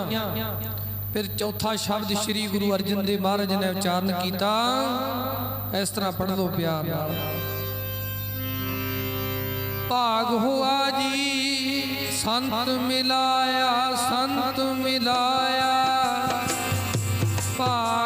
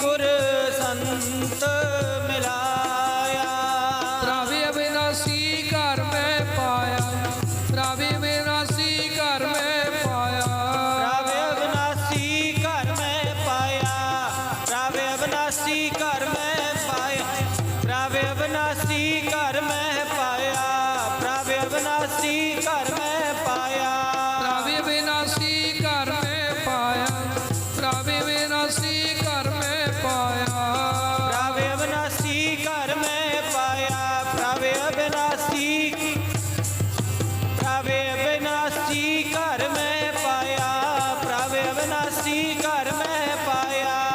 ਭਾਗ ਹੋਆ ਜੀ ਗੁਰ ਸੰਤ ਮਿਲਾਇਆ, ਭਾਗ ਹੋਆ ਜੀ ਗੁਰ ਸੰਤ ਮਿਲਾਇਆ। ਭਾਗ ਹੋਆ ਜੀ ਗੁਰ ਸੰਤ ਮਿਲਾਇਆ, ਭਾਗ ਹੋਆ ਜੀ ਗੁਰ ਸੰਤ ਮਿਲਾਇਆ, ਭਾਗ ਹੋਆ ਜੀ ਗੁਰ ਸੰਤ ਮਿਲਾਇਆ, ਭਾਗ ਹੋਆ ਜੀ ਗੁਰ ਸੰਤ ਮਿਲਾਇਆ। ਫਿਰ ਸਤਿਗੁਰੂ ਜੀ ਨੇ ਇਹ ਸ਼ਬਦ ਉਚਾਰਨ ਕੀਤਾ। ਸਮਾਂ ਪਿਆ ਸਾਧ ਸੰਗਤ ਜੀ, ਗੁਰੂ ਰਾਮਦਾਸ ਮਹਾਰਾਜ ਨੇ ਆਪਣੀ ਗੁਰਗੱਦੀ ਦਾ ਵਾਰਤ ਸਮਝ ਕੇ ਆਪਣੇ ਛੋਟੇ ਸੁਪੁੱਤਰ ਸ੍ਰੀ ਗੁਰੂ ਅਰਜਨ ਦੇਵ ਮਹਾਰਾਜ ਨੂੰ ਗੁਰਤਾ ਗੁਰਗੱਦੀ ਦੇ ਮਾਲਕ ਬਣਾ ਦਿੱਤਾ। ਕੋ ਸਤਨਾਮ ਸ੍ਰੀ ਸ੍ਰੀ ਵਾਹਿਗੁਰੂ। ਜੋਤ ਗੁਰ ਅਰਜਨ ਮਾਹੇ ਧਰੀ। ਭਾਈ ਸਾਹਿਬ ਨੇ ਕੱਲ ਸ਼ਬਦ ਪੜਿਆ ਸੀ ਵੀ ਜਿਹੜੀ ਜੋਤ ਸੀ ਗੁਰੂ ਨਾਨਕ ਦੀ, ਉਹ ਅੱਜ ਗੁਰੂ ਅਰਜਨ ਦੇ ਮਹਾਰਾਜ ਸੱਚੇ ਪਾਤਸ਼ਾਹ ਵਿੱਚ ਰੱਖੀ। ਗੁਰੂ ਰਾਮਦਾਸ ਮਹਾਰਾਜ ਨੇ ਗੁਰੂ ਅਰਜਨ ਦੇ ਮਹਾਰਾਜ ਨੂੰ ਗੁਰਤਾ ਗੁਰਗੱਦੀ ਦਿੱਤੀ ਅਧਿਕਾਰੀ ਸਮਝ ਕੇ। ਤੇ ਸਮਾਂ ਪੈਣ ਤੇ ਗੁਰੂ ਰਾਮਦਾਸ ਮਹਾਰਾਜ ਜੀ ਜੋਤੀ ਜੋਤ ਸਮਾ ਗਏ। ਹੁਣ ਜਿਹੜਾ ਪ੍ਰਿਥੀ ਚੰਦ ਹੈ, ਇਹ ਕਿੱਥੋਂ ਸਿਲਸਿਲਾ ਸ਼ੁਰੂ ਹੋਇਆ? ਗੁਰੂ ਅਰਜਨ ਦੇਵ ਮਹਾਰਾਜ ਜੀ ਦੀ ਸ਼ਹੀਦੀ ਦਾ।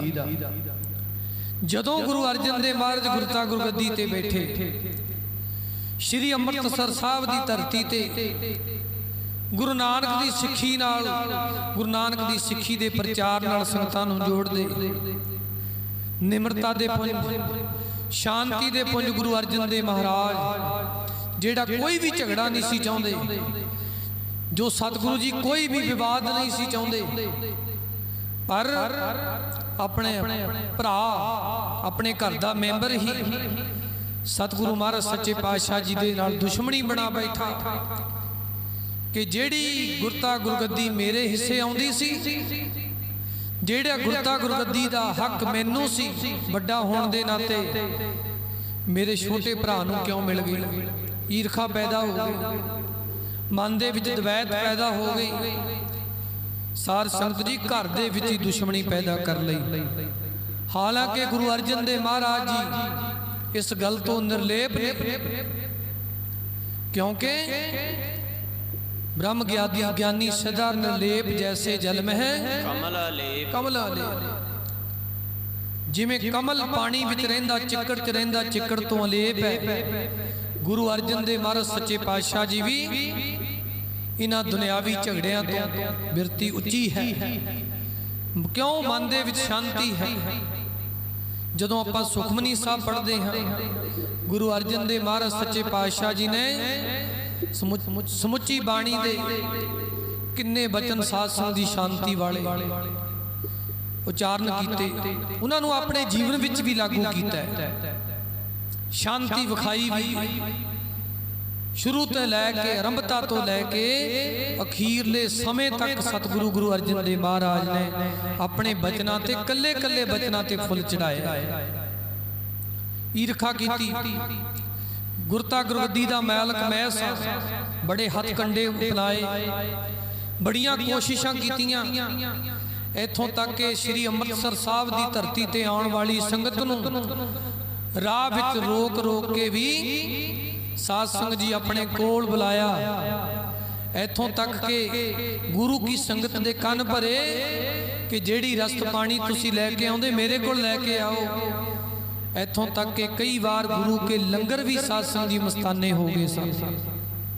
ਪਰ ਸਤਿਗੁਰੂ ਗੁਰੂ ਅਰਜਨ ਦੇਵ ਮਹਾਰਾਜ ਕੋ ਸਿੱਖਾਂ ਨਾਲ ਜਾ ਕੇ ਬੇਨਤੀਆਂ ਕਰਨੀਆਂ, ਸ਼੍ਰੀ ਗੁਰੂ ਅਰਜਨ ਦੇਵ ਮਹਾਰਾਜ ਸੱਚੇ ਪਾਤਸ਼ਾਹ ਜੀ ਨੂੰ ਬੇਨਤੀਆਂ ਕਰਨੀਆਂ, ਸੱਚੇ ਪਾਤਸ਼ਾਹ ਜੀ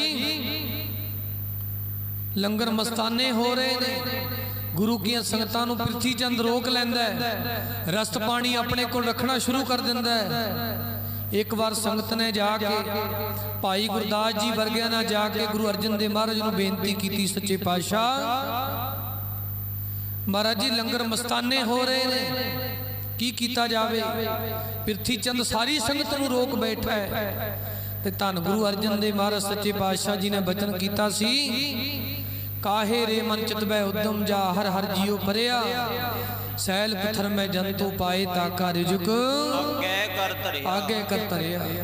ਇਹ ਗੁਰੂ ਕੇ ਲੰਗਰ ਹਨ, ਇਹ ਗੁਰੂ ਦਾ ਦਰਬਾਰ ਹੈ। ਇਸ ਦਰਬਾਰ ਦੇ ਵਿੱਚ ਸਤਿਗੁਰੂ ਸੱਚੇ ਪਾਤਸ਼ਾਹ ਜੀ ਕਹਿੰਦੇ ਆਪਣੇ ਆਪ ਹੀ ਬਰਕਤਾਂ ਪੈਣਗੀਆਂ। ਇੰਨੀਆਂ ਕੋਸ਼ਿਸ਼ਾਂ ਕੀਤੀਆਂ ਸ੍ਰੀ ਗੁਰੂ ਅਰਜਨ ਦੇਵ ਮਹਾਰਾਜ ਨੂੰ ਦਬਾਉਣ ਵਾਸਤੇ, ਪਰ ਸਾਧ ਸੰਗਤ ਜੀ ਜਿਵੇਂ ਚੜ੍ਹਦੇ ਸੂਰਜ ਨੂੰ ਕੋਈ ਦਬਾ ਨਹੀਂ ਸਕਦਾ, ਉਸੇ ਤਰ੍ਹਾਂ ਸੱਚ ਨੂੰ ਸਾਧ ਸੰਗਤ ਜੀ ਦਬਾਉਣਾ ਬੜਾ ਔਖਾ ਹੈ। ਸੱਚ ਲੁਕ ਸਕਦਾ ਹੈ, ਬਦਲਾ ਹੇਠ ਸੂਰਜ ਛਿਪ ਸਕਦਾ ਹੈ, ਪਰ ਸੂਰਜ ਨੂੰ ਖਤਮ ਨਹੀਂ ਕੀਤਾ ਜਾ ਸਕਦਾ। ਧੁੰਦ ਜਿਹੜੀ ਹੈ ਸੂਰਜ ਨੂੰ ਛਿਪਾ ਤਾਂ ਸਕਦੀ ਹੈ, ਪਰ ਸਤਿਗੁਰੂ ਸੱਚੇ ਪਾਤਸ਼ਾਹ ਜੀ ਕਹਿੰਦੇ ਓੜਕ ਸੱਚ ਰਹੀ। ਹਮੇਸ਼ਾ ਸਾਧ ਸੰਗਤ ਜੀ ਸੱਚ ਦਾ ਨਿਸਤਾਰਾ ਹੁੰਦਾ ਹੈ। ਕੂੜ ਜਿਹੜਾ ਹੈ ਉਹ ਥੋੜੇ ਦਿਨ ਚੱਲਦਾ ਹੁੰਦਾ ਹੈ। ਕੂੜ ਵਾਲਾ ਹਨੇਰਾ ਸਦਾ ਨਹੀਂ ਛਾਇਆ ਰਹਿੰਦਾ, ਉਹ ਇੱਕ ਨਾ ਇੱਕ ਦਿਨ ਖਤਮ ਹੋ ਜਾਂਦਾ ਹੈ। ਸੱਚ ਇੱਕ ਦਿਨ ਪ੍ਰਗਟ ਹੁੰਦਾ ਹੈ। ਭਾਵੇਂ ਕਿ ਗੁਰੂ ਅਰਜਨ ਦੇਵ ਮਹਾਰਾਜ ਨੂੰ ਛਿਪਾਉਣ ਵਾਸਤੇ ਬੜੀਆਂ ਕੋਸ਼ਿਸ਼ਾਂ ਕੀਤੀਆਂ ਗਈਆਂ ਆਪਣੇ ਹੀ ਭਰਾ ਪਿਰਥੀ ਚੰਦ ਵੱਲੋਂ, ਪਰ ਸਾਰੀਆਂ ਕੋਸ਼ਿਸ਼ਾਂ ਨਿਕਾਰਾ ਗਈਆਂ। ਤੇ ਸਾਧ ਸੰਗਤ ਜੀ ਜਦੋਂ ਵਾਹ ਨਾ ਚੱਲੀ, ਉਧਰ ਧੰਨ ਗੁਰੂ ਅਰਜਨ ਦੇਵ ਮਹਾਰਾਜ ਨੇ ਸੋਚਿਆ ਇੱਕ ਬਾਣੀ ਦੇ ਵਿੱਚ, ਕਿਉਂਕਿ ਬਾਣੀ ਦੀਆਂ ਪੋਥੀਆਂ ਸਨ, ਗੁਰਸਿੱਖਾਂ ਦੇ ਕੋਲ ਬਾਣੀ ਦੇ ਸ਼ਬਦ ਲਿਖੇ ਹੋਏ ਸਨ, ਕੋਈ ਐਸਾ ਸੰਗ੍ਰਹਿ ਸ੍ਰੀ ਗੁਰੂ ਗ੍ਰੰਥ ਸਾਹਿਬ ਜੀ ਮਹਾਰਾਜ ਦੀ ਬਾਣੀ ਦਾ ਐਸਾ ਕੋਈ ਸੰਗ੍ਰਹਿ ਨਹੀਂ ਸੀ ਜਿਹਦੇ ਵਿੱਚ ਸਾਰੀ ਸ੍ਰੀ ਗੁਰੂ ਨਾਨਕ ਸਾਹਿਬ ਤੋਂ ਲੈ ਕੇ ਸ੍ਰੀ ਗੁਰੂ ਅਰਜਨ ਦੇਵ ਮਹਾਰਾਜ ਤੱਕ ਦੀ ਬਾਣੀ, ਕੋਈ ਐਸਾ ਸੰਗ੍ਰਹਿ ਨਹੀਂ ਸੀ ਜਿਹਦੇ ਵਿੱਚ ਸਾਰੀ ਬਾਣੀ ਇੱਕ ਜਗ੍ਹਾ ਇਕੱਤਰ ਕੀਤੀ ਹੋਵੇ। ਪਿਰਥੀ ਚੰਦ ਨੇ ਇੱਕ ਨਵੀਂ ਚਾਲ ਸ਼ੁਰੂ ਕੀਤੀ। ਉਹ ਚਾਲ ਕੀ ਸੀ? ਪਿਰਥੀ ਚੰਦ ਨੇ ਸਾਧ ਸੰਗਤ ਜੀ ਆਪਣੇ ਨਾਂ ਵਰਤ ਕੇ ਕਈ ਕਵਿਤਾਵਾਂ ਬਣ ਕੇ ਬਾਣੀ ਦੇ ਰੂਪ ਦੇ ਵਿੱਚ ਸਾਧ ਸੰਗਤ ਜੀ ਲਿਖਣੀਆਂ ਸ਼ੁਰੂ ਕਰ ਦਿੱਤੀਆਂ। ਉਹਦੀ ਚਾਲ ਇਹ ਸੀ ਕਿ ਗੁਰਬਾਣੀ ਦੇ ਵਿੱਚ ਮੈਂ ਮਿਲਾਵਟ ਕਰਕੇ ਆਪਣੀਆਂ ਬਣਾਈਆਂ ਹੋਈਆਂ ਤੁਕਾਂ, ਆਪਣੀਆਂ ਬਣਾਈਆਂ ਹੋਈਆਂ ਕਵਿਤਾਵਾਂ ਜਿਹੜੀਆਂ ਉਹਦੀਆਂ ਨਿੱਜੀ ਸਨ, ਉਹ ਮੈਂ ਦਰਜ ਕਰ ਦਾਂਗਾ। ਐਸੇ ਤਰ੍ਹਾਂ ਕੀ ਹੋਵੇਗਾ, ਮੇਰੀਆਂ ਲਿਖਤਾਂ ਵੀ ਗੁਰਬਾਣੀ ਦੇ ਵਿੱਚ ਰਲ ਜਾਣਗੀਆਂ, ਮੇਰੀਆਂ ਲਿਖਤਾਂ ਨੂੰ ਵੀ ਪ੍ਰਵਾਨਿਆ ਜਾਵੇਗਾ, ਮੇਰੀਆਂ ਲਿਖਤਾਂ ਵੀ ਗੁਰੂ ਕੇ ਸਿੱਖ ਪੜਿਆ ਕਰਨਗੇ। ਇੱਕ ਕੋਝੀ ਚਾਲ ਸੀ। ਸ੍ਰੀ ਗੁਰੂ ਅਰਜਨ ਦੇਵ ਮਹਾਰਾਜ ਜਿਹੜੇ ਘਟ ਘਟ ਕੇ ਅੰਤਰ ਕੀ ਜਾਣਤ ਭਲੇ ਬੁਰੇ ਕੀ ਪੀਰ ਪਛਾਨ, ਸਤਿਗੁਰੂ ਸੱਚੇ ਪਾਤਸ਼ਾਹ ਜੀ ਪਿਰਥੀ ਚੰਦ ਦੀਆਂ ਸਾਰੀਆਂ ਚਾਲਾਂ ਸਮਝਦੇ ਸਨ। ਬਾਕੀ ਚਾਲਾਂ ਤਾਂ ਗੁਰੂ ਅਰਜਨ ਦੇਵ ਮਹਾਰਾਜ ਨੇ ਸਹਾਰੀਆਂ, ਪਰ ਸਾਧ ਸੰਗਤ ਜੀ ਉਹ ਧੁਰ ਕੀ ਬਾਣੀ ਜਿਹੜੀ ਅਕਾਲ ਪੁਰਖ ਦੀ ਬਾਣੀ ਧੁਰ ਦਰਗਾਹ ਵਿੱਚੋਂ ਆਈ, ਉਸ ਬਾਣੀ ਨੂੰ ਸਾਧ ਸੰਗਤ ਜੀ ਉਸ ਬਾਣੀ ਵਿੱਚ ਰਲਾਵਟ ਹੋਵੇ, ਉਸ ਬਾਣੀ ਵਿੱਚ ਮਿਲਾਵਟ ਹੋਵੇ, ਸਤਿਗੁਰੂ ਗੁਰੂ ਅਰਜਨ ਦੇਵ ਮਹਾਰਾਜ ਕਦੇ ਵੀ ਇਹ ਚਾਹੁੰਦੇ ਨਹੀਂ ਸਨ। ਫਿਰ ਸਤਿਗੁਰੂ ਜੀ ਨੇ ਉਪਰਾਲਾ ਕੀਤਾ, ਸਤਿਗੁਰੂ ਜੀ ਨੇ ਗੁਰਮਤਾ ਕੀਤਾ, ਸਾਰੀ ਬਾਣੀ ਗੁਰੂ ਸਾਹਿਬਾਨਾਂ ਦੀ ਬਾਣੀ ਨੂੰ ਇਕੱਤਰਤਾ ਦਿੱਤੀ ਜਾਵੇ। ਸਤਿਗੁਰੂ ਜੀ ਨੇ ਹੁਕਮਨਾਮੇ ਭੇਜੇ, ਸਿੱਖਾਂ ਨੂੰ ਭੇਜਿਆ, ਹਜ਼ੂਰੀ ਸਿੱਖਾਂ ਨੂੰ ਭੇਜਿਆ ਵੀ ਜਿੱਥੇ ਵੀ ਕੋਈ ਬਾਣੀ ਦੀ ਪੋਥੀ, ਭਾਵੇਂ ਗੁਰੂ ਨਾਨਕ ਦੇਵ ਮਹਾਰਾਜ, ਗੁਰੂ ਅੰਗਦ ਦੇਵ ਮਹਾਰਾਜ, ਭਾਵੇਂ ਗੁਰੂ ਅਮਰਦਾਸ, ਗੁਰੂ ਰਾਮਦਾਸ ਮਹਾਰਾਜ ਦੀ ਬਾਣੀ, ਸਾਰੀ ਬਾਣੀ ਜਿੱਥੇ ਵੀ ਕਿਸੇ ਪੋਥੀ ਦੇ ਰੂਪ ਵਿੱਚ, ਕਿਸੇ ਪੇਪਰ ਦੇ ਰੂਪ ਦੇ ਵਿੱਚ, ਪੰਨੇ ਦੇ ਰੂਪ ਦੇ ਵਿੱਚ, ਕਿਸੇ ਅੰਗ ਦੇ ਰੂਪ 'ਚ, ਜਿੱਥੇ ਵੀ ਕੋਈ ਬਾਣੀ ਦੀ ਕੋਈ ਵੀ ਲਿਖਤ ਮਿਲਦੀ ਹੈ ਉਹਨੂੰ ਸਾਡੇ ਕੋਲ ਲਿਆਂਦਾ ਜਾਵੇ। ਬੜਾ ਸਮਾਂ ਲੱਗਿਆ, ਬੜੀ ਮਿਹਨਤ ਲੱਗੀ, ਕਿਉਂਕਿ ਜਗ੍ਹਾ ਜਗ੍ਹਾ ਗੁਰੂ ਕੇ ਸਿੱਖ ਬੈਠੇ ਸਨ ਜਿਨ੍ਹਾਂ ਕੋਲ ਗੁਰਬਾਣੀ ਦੀਆਂ ਪੋਥੀਆਂ ਸਨ। ਬੜੀ ਮਿਹਨਤ ਲੱਗੀ। ਇਹ ਬਾਣੀ ਸਾਡੇ ਤੱਕ ਕਿਤੇ ਸਾਧ ਸੰਗਤ ਜੀ ਐਵੇਂ ਨਹੀਂ ਪਹੁੰਚ ਗਈ। ਇਸ ਬਾਣੀ ਪਿੱਛੇ ਬੜਾ ਕੁਝ ਹੋਇਆ। ਇਸ ਬਾਣੀ ਦੇ ਪੋਥੀਆਂ ਨੂੰ ਇਕੱਤਰ ਕੀਤਾ ਗਿਆ। ਫਿਰ ਸਤਿਗੁਰੂ ਗੁਰੂ ਅਰਜਨ ਦੇਵ ਮਹਾਰਾਜ ਨੇ ਸਮੇਂ ਸਮੇਂ ਸਿਰ ਬਾਣੀ ਦੀਆਂ ਪੋਥੀਆਂ ਦੀ ਇਕੱਤਰਤਾ ਕਰਕੇ, ਗੁਰਮਤਾ ਕਰਕੇ ਸਾਧ ਸੰਗਤ ਜੀ ਫਿਰ ਇਸ ਬਾਣੀ ਨੂੰ ਤਰਤੀਬ ਮੁਤਾਬਕ, ਰਾਗਾਂ ਮੁਤਾਬਕ, ਫਿਰ ਕੱਲੇ ਕੱਲੇ ਗੁਰੂ ਸਾਹਿਬ ਜੀ ਦੀ ਬਾਣੀ ਨੂੰ ਦਰਜ ਕੀਤਾ, ਭਗਤਾਂ ਦੀ ਬਾਣੀ ਦਰਜ ਕੀਤੀ। ਇਸ ਬਾਣੀ ਨੂੰ ਇੱਕ ਨਵਾਂ ਰੂਪ ਦਿੱਤਾ ਤਰਤੀਬ ਦੇ ਮੁਤਾਬਕ। ਫਿਰ ਇਹ ਬਾਣੀ ਜਿਹੜੀ ਸਾਧ ਸੰਗਤ ਜੀ ਸ਼੍ਰੀ ਅੰਮ੍ਰਿਤਸਰ ਸਾਹਿਬ ਦੀ ਧਰਤੀ ਤੇ ਰਾਮਸਰ ਸਰੋਵਰ ਦੇ ਕੰਢੇ ਬਹਿ ਕੇ ਸਤਿਗੁਰੂ ਗੁਰੂ ਅਰਜਨ ਦੇਵ ਮਹਾਰਾਜ ਉਸ ਅਕਾਲ ਪੁਰਖ ਵਾਹਿਗੁਰੂ ਜੀ ਦੇ ਹੁਕਮ ਅਨੁਸਾਰ ਆਪਣੀ ਬੁੱਧ ਮੁਤਾਬਕ ਜਿਵੇਂ ਜਿਵੇਂ ਬਾਣੀ ਸਤਿਗੁਰੂ ਸੱਚੇ ਪਾਤਸ਼ਾਹ ਜੀ ਨੂੰ ਉਤਰਦੀ ਗਈ, ਜਿਵੇਂ ਜਿਵੇਂ ਹੁਕਮ ਹੁੰਦਾ ਗਿਆ ਤੇ ਗੁਰਬਾਣੀ ਨੂੰ ਗੁਰੂ ਨਾਨਕ ਦੇ ਘਰ ਦੇ ਵੇਦ ਵਿਆਸ ਭਾਈ ਸਾਹਿਬ ਭਾਈ ਗੁਰਦਾਸ ਜੀ ਦੇ ਹੱਥੋਂ ਗੁਰੂ ਅਰਜਨ ਦੇਵ ਮਹਾਰਾਜ ਨੇ ਲਿਖਵਾਈ। ਇਹ ਬਾਣੀ ਸਾਧ ਸੰਗਤ ਜੀ ਲਿਖਵਾਈ ਸਮਾਂ ਲੱਗਿਆ, ਸਾਲਾਂ ਬੱਧੀ ਸਮਾਂ ਲੱਗਿਆ। ਜਦੋਂ ਇਹ ਸਾਰੀ ਬਾਣੀ ਦਾ ਇੱਕ ਸੰਗ੍ਰਹਿ ਇਕੱਠਾ ਹੋਇਆ, ਇੱਕ ਗ੍ਰੰਥ ਇਕੱਠਾ ਹੋਇਆ, ਫਿਰ ਸਤਿਗੁਰੂ ਸੱਚੇ ਪਾਤਸ਼ਾਹ ਮਹਾਰਾਜ ਨੇ ਮੁੰਦਾਵਣੀ ਤੱਕ ਇਹ ਬਾਣੀ ਦੀ ਇਕੱਤਰਤਾ ਕਰਕੇ ਗੁਰੂ ਸਾਹਿਬਾਨਾਂ ਦੀ ਬਾਣੀ, ਭਗਤਾਂ ਦੀ ਬਾਣੀ, ਭੱਟਾਂ ਦੀ ਬਾਣੀ ਦਰਜ ਕਰਕੇ ਇੱਕ ਸੰਗ੍ਰਹਿ ਆਦਿ ਸ੍ਰੀ ਗੁਰੂ ਗ੍ਰੰਥ ਸਾਹਿਬ ਮਹਾਰਾਜ ਜਿਹਨੂੰ ਪੋਥੀ ਸਾਹਿਬ ਦਾ ਅਰਬੀ ਨਾਂ ਦਿੱਤਾ ਗਿਆ। ਇਹ ਭਾਦੋਂ ਸੁਦੀ ਏਕਮ ਨੂੰ ਸਾਧ ਸੰਗਤ ਜੀ ਫਿਰ ਸ੍ਰੀ ਹਰਿਮੰਦਰ ਸਾਹਿਬ ਦੇ ਵਿੱਚ ਪ੍ਰਕਾਸ਼ ਕਰਨ ਦਾ ਗੁਰਮਤਾ ਕੀਤਾ ਗਿਆ। ਸਤਿਗੁਰੂ ਸੱਚੇ ਪਾਤਸ਼ਾਹ ਜੀ ਨੇ ਤਿਆਰੀਆਂ ਕਰਵਾਈਆਂ। ਭਾਦੋਂ ਸੁਦੀ ਏਕਮ ਨੂੰ ਸਾਧ ਸੰਗਤ ਜੀ 1604 ਈਸਵੀ ਨੂੰ ਫਿਰ ਸ੍ਰੀ ਹਰਿਮੰਦਰ ਸਾਹਿਬ ਦੀ ਧਰਤੀ ਦੇ ਉੱਤੇ ਇਸ ਬਾਣੀ ਦੇ ਇਸ ਬੋਹਿਤ ਨੂੰ ਸ੍ਰੀ ਗੁਰੂ ਅਰਜਨ ਦੇਵ ਮਹਾਰਾਜ ਨੇ ਆਪ ਉੱਥੇ ਪ੍ਰਕਾਸ਼ਵਾਨ ਕਰਵਾਇਆ। ਸਾਧ ਸੰਗਤ ਜੀ ਪਹਿਲੇ ਗ੍ਰੰਥੀ ਬਾਬਾ ਬੁੱਢਾ ਜੀ ਪਾਸੋਂ ਪ੍ਰਕਾਸ਼ ਕਰਵਾ ਕੇ ਫਿਰ ਹੁਕਮਨਾਮੇ ਲਏ ਗਏ ਤੇ ਹੁਕਮਨਾਮਾ ਸੂਹੀ ਰਾਗ ਦੇ ਵਿੱਚ ਆਇਆ। ਸੰਤਾਂ ਕੇ ਕਾਰਜ ਆਪ ਖਲੋਇਆ, ਹਰ ਕੰਮ ਕਰਾਵਣੇ ਆਇਆ ਰਾਮ। ਫਿਰ ਜਦੋਂ ਪ੍ਰਕਾਸ਼ ਕੀਤਾ ਫਿਰ ਰੋਜ਼ ਦੀਵਾਨ ਸਜਦੇ, ਰੋਜ਼ ਗੁਰੂ ਕੀਆਂ ਸੰਗਤਾਂ ਇਕੱਤਰ ਹੁੰਦੀਆਂ। ਗੁਰੂ ਅਰਜਨ ਦੇਵ ਮਹਾਰਾਜ ਸੰਗਤ ਦੇ ਰੂਪ ਦੇ ਵਿੱਚ ਹਰਿਮੰਦਰ ਸਾਹਿਬ ਦੀ ਧਰਤੀ ਤੇ ਬਹਿੰਦੇ ਤੇ ਬਾਬਾ ਬੁੱਢਾ ਜੀ ਪਾਸੋਂ ਰੋਜ਼ ਗੁਰਬਾਣੀ ਦਾ ਪਾਠ ਸਰਵਣ ਕਰਦੀ ਸੰਗਤ ਤੇ ਸਤਿਗੁਰੂ ਗੁਰੂ ਅਰਜਨ ਦੇਵ ਮਹਾਰਾਜ ਨੇ ਸ੍ਰੀ ਹਰਿਮੰਦਰ ਸਾਹਿਬ ਦੀ ਧਰਤੀ ਤੇ ਜਿੱਥੇ ਗੁਰਬਾਣੀ ਦਾ ਪ੍ਰਕਾਸ਼ ਕਰਕੇ ਬਾਣੀ ਰੋਜ਼ ਪੜ੍ਹਾਉਣੀ ਸ਼ੁਰੂ ਕੀਤੀ, ਉੱਥੇ ਗੁਰਬਾਣੀ ਦਾ ਕੀਰਤਨ, ਗੁਰਬਾਣੀ ਦੀ ਕਥਾ ਵੀ ਸਾਧ ਸੰਗਤ ਦੀ ਸ਼ੁਰੂ ਕੀਤੀ। ਤੇ ਜਦੋਂ ਇਹ ਕਾਰਜ ਹੋਇਆ ਤੇ ਸਾਧ ਸੰਗਤ ਜੀ ਉਹ ਪਾਪੀ ਮਨ, ਇਰਖਾਲੂ ਮਨ ਗੁਰੂ ਜੀ ਦਾ ਵੱਡਾ ਭਰਾ ਪ੍ਰਿਥੀ ਚੰਦ ਸਾਧ ਸੰਗਤ ਜੀ ਜਿਹਦੇ ਸੀਨੇ ਵਿੱਚ ਅੱਗ ਲੱਗ ਗਈ। ਜਿਉ ਤਪਤ ਹੈ ਬਾਰੋ ਬਾਰ, ਤਪ ਤਪ ਖਪੈ ਬਹੁਤ ਬੇਕਾਰ। ਇਸ ਤਰ੍ਹਾਂ ਸਾਧ ਸੰਗਤ ਜੀ ਤਪਣ ਲੱਗਿਆ। ਇਹ ਕੀ ਹੋ ਗਿਆ? ਇਹ ਤਾਂ ਮੈਂ ਤਾਂ ਇਹਨੂੰ ਮਿਟਾਉਣ ਦੀ ਕੋਸ਼ਿਸ਼ ਕਰਦਾ ਸੀ, ਇਹਨੇ ਤੇ ਹਰਿਮੰਦਰ ਬਣਾ ਲਿਆ। ਉਸ ਹਰਿਮੰਦਰ ਦੇ ਵਿੱਚ ਗੁਰਬਾਣੀ ਦਾ ਪ੍ਰਕਾਸ਼ ਵੀ ਕਰ ਦਿੱਤਾ ਤੇ ਰੋਜ਼ ਸੰਗਤ ਜੁੜਦੀ ਹੈ। ਹਜ਼ਾਰਾਂ ਦੀ ਸੰਗਤ ਵਿੱਚ ਰੋਜ਼ ਗੁਰੂ ਦੇ ਦਰਸ਼ਨ ਵਾਸਤੇ ਸੰਗਤ ਆਉਂਦੀ। ਜਦੋਂ ਵਾਹ ਨਾ ਚੱਲੀ ਪ੍ਰਿਥੀ ਚੰਦ ਦੀ, ਫਿਰ ਇਹਨੇ ਸੋਚਿਆ ਵੀ ਹੁਣ ਕਰੀਏ ਤੇ ਕਰੀਏ ਕੀ। ਗੁਰੂ ਅਰਜਨ ਦੇਵ ਤਾਂ ਕਿਸੇ ਵੀ ਗੱਲ ਕਰਕੇ ਹੇਠਾਂ ਨਹੀਂ ਲੱਗਦੇ, ਕਿਸੇ ਵੀ ਗੱਲ ਕਰਕੇ ਗੁਰੂ ਅਰਜਨ ਦੇਵ ਮਹਾਰਾਜ ਨੂੰ ਦਾ ਮੈਂ ਕੁਝ ਵਿਗਾੜ ਨਹੀਂ ਸਕਦਾ, ਕਿਉਂਕਿ ਸੰਗਤ ਨਾਲ ਹੈ। ਸਾਰੀ ਸੰਗਤ ਨੂੰ ਪਤਾ ਹੈ ਕਿ ਗੁਰਤਾ ਗੁਰਗੱਦੀ ਗੁਰੂ ਅਰਜਨ ਦੇਵ ਮਹਾਰਾਜ ਨੂੰ ਮਿਲੀ। ਫਿਰ ਪਤਾ ਕੀ ਕੀਤਾ? ਫਿਰ ਪ੍ਰਿਥੀ ਚੰਦ ਨੇ ਸਾਧ ਸੰਗਤ ਜੀ ਜਹਾਂਗੀਰ ਬਾਦਸ਼ਾਹ ਦੇ ਦਰਬਾਰ ਦੇ ਵਿੱਚ ਆਪਣਾ ਸੁਨੇਹਾ ਭਜਵਾਇਆ ਕਿ ਮੇਰਾ ਹੱਕ ਮੇਰਾ ਛੋਟਾ ਭਰਾ ਦਬਾ ਕੇ ਜਿਹਨੇ ਰੱਖਿਆ ਹੋਇਆ ਹੈ। ਹਾਲਾਂਕਿ ਗੁਰੂ ਅਰਜਨ ਦੇਵ ਮਹਾਰਾਜ ਨੇ ਹੱਕ ਨਹੀਂ ਸੀ ਦਬਾਇਆ। ਗੁਰੂ ਰਾਮਦਾਸ ਮਹਾਰਾਜ ਜੀ ਨੇ ਤੁਰਟ ਕੇ ਖੁਸ਼ ਹੋ ਕੇ ਗੁਰੂ ਅਰਜਨ ਦੇਵ ਮਹਾਰਾਜ ਨੂੰ ਗੁਰਤਾ ਗੁਰਗੱਦੀ ਦਿੱਤੀ, ਅਧਿਕਾਰੀ ਸਮਝ ਕੇ ਗੁਰਤਾ ਗੁਰਗੱਦੀ ਦਿੱਤੀ। ਕਿਉਂਕਿ ਸਾਧ ਸੰਗਤ ਜੀ ਤਖਤ ਦੇ ਉੱਤੇ ਉਹ ਬਹਿ ਸਕਦਾ ਜਿਹੜਾ ਤਖਤ ਦਾ ਲਾਇਕ ਹੋਵੇ।